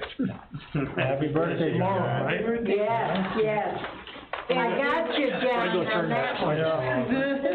Yeah, he says I forgot. Okay, you're gonna have to send me. Sure, they call you back. You know what I'm talking about? That's Okay. But this is a blowout. Care about Have a happy birthday tomorrow. How you want to develop Make planning. Susie make one of those gooey cakes for you. You're gonna go out to dinner? We gotta mark this Who's up. paying? Change it. If we do, I thought you would have. These are On your credit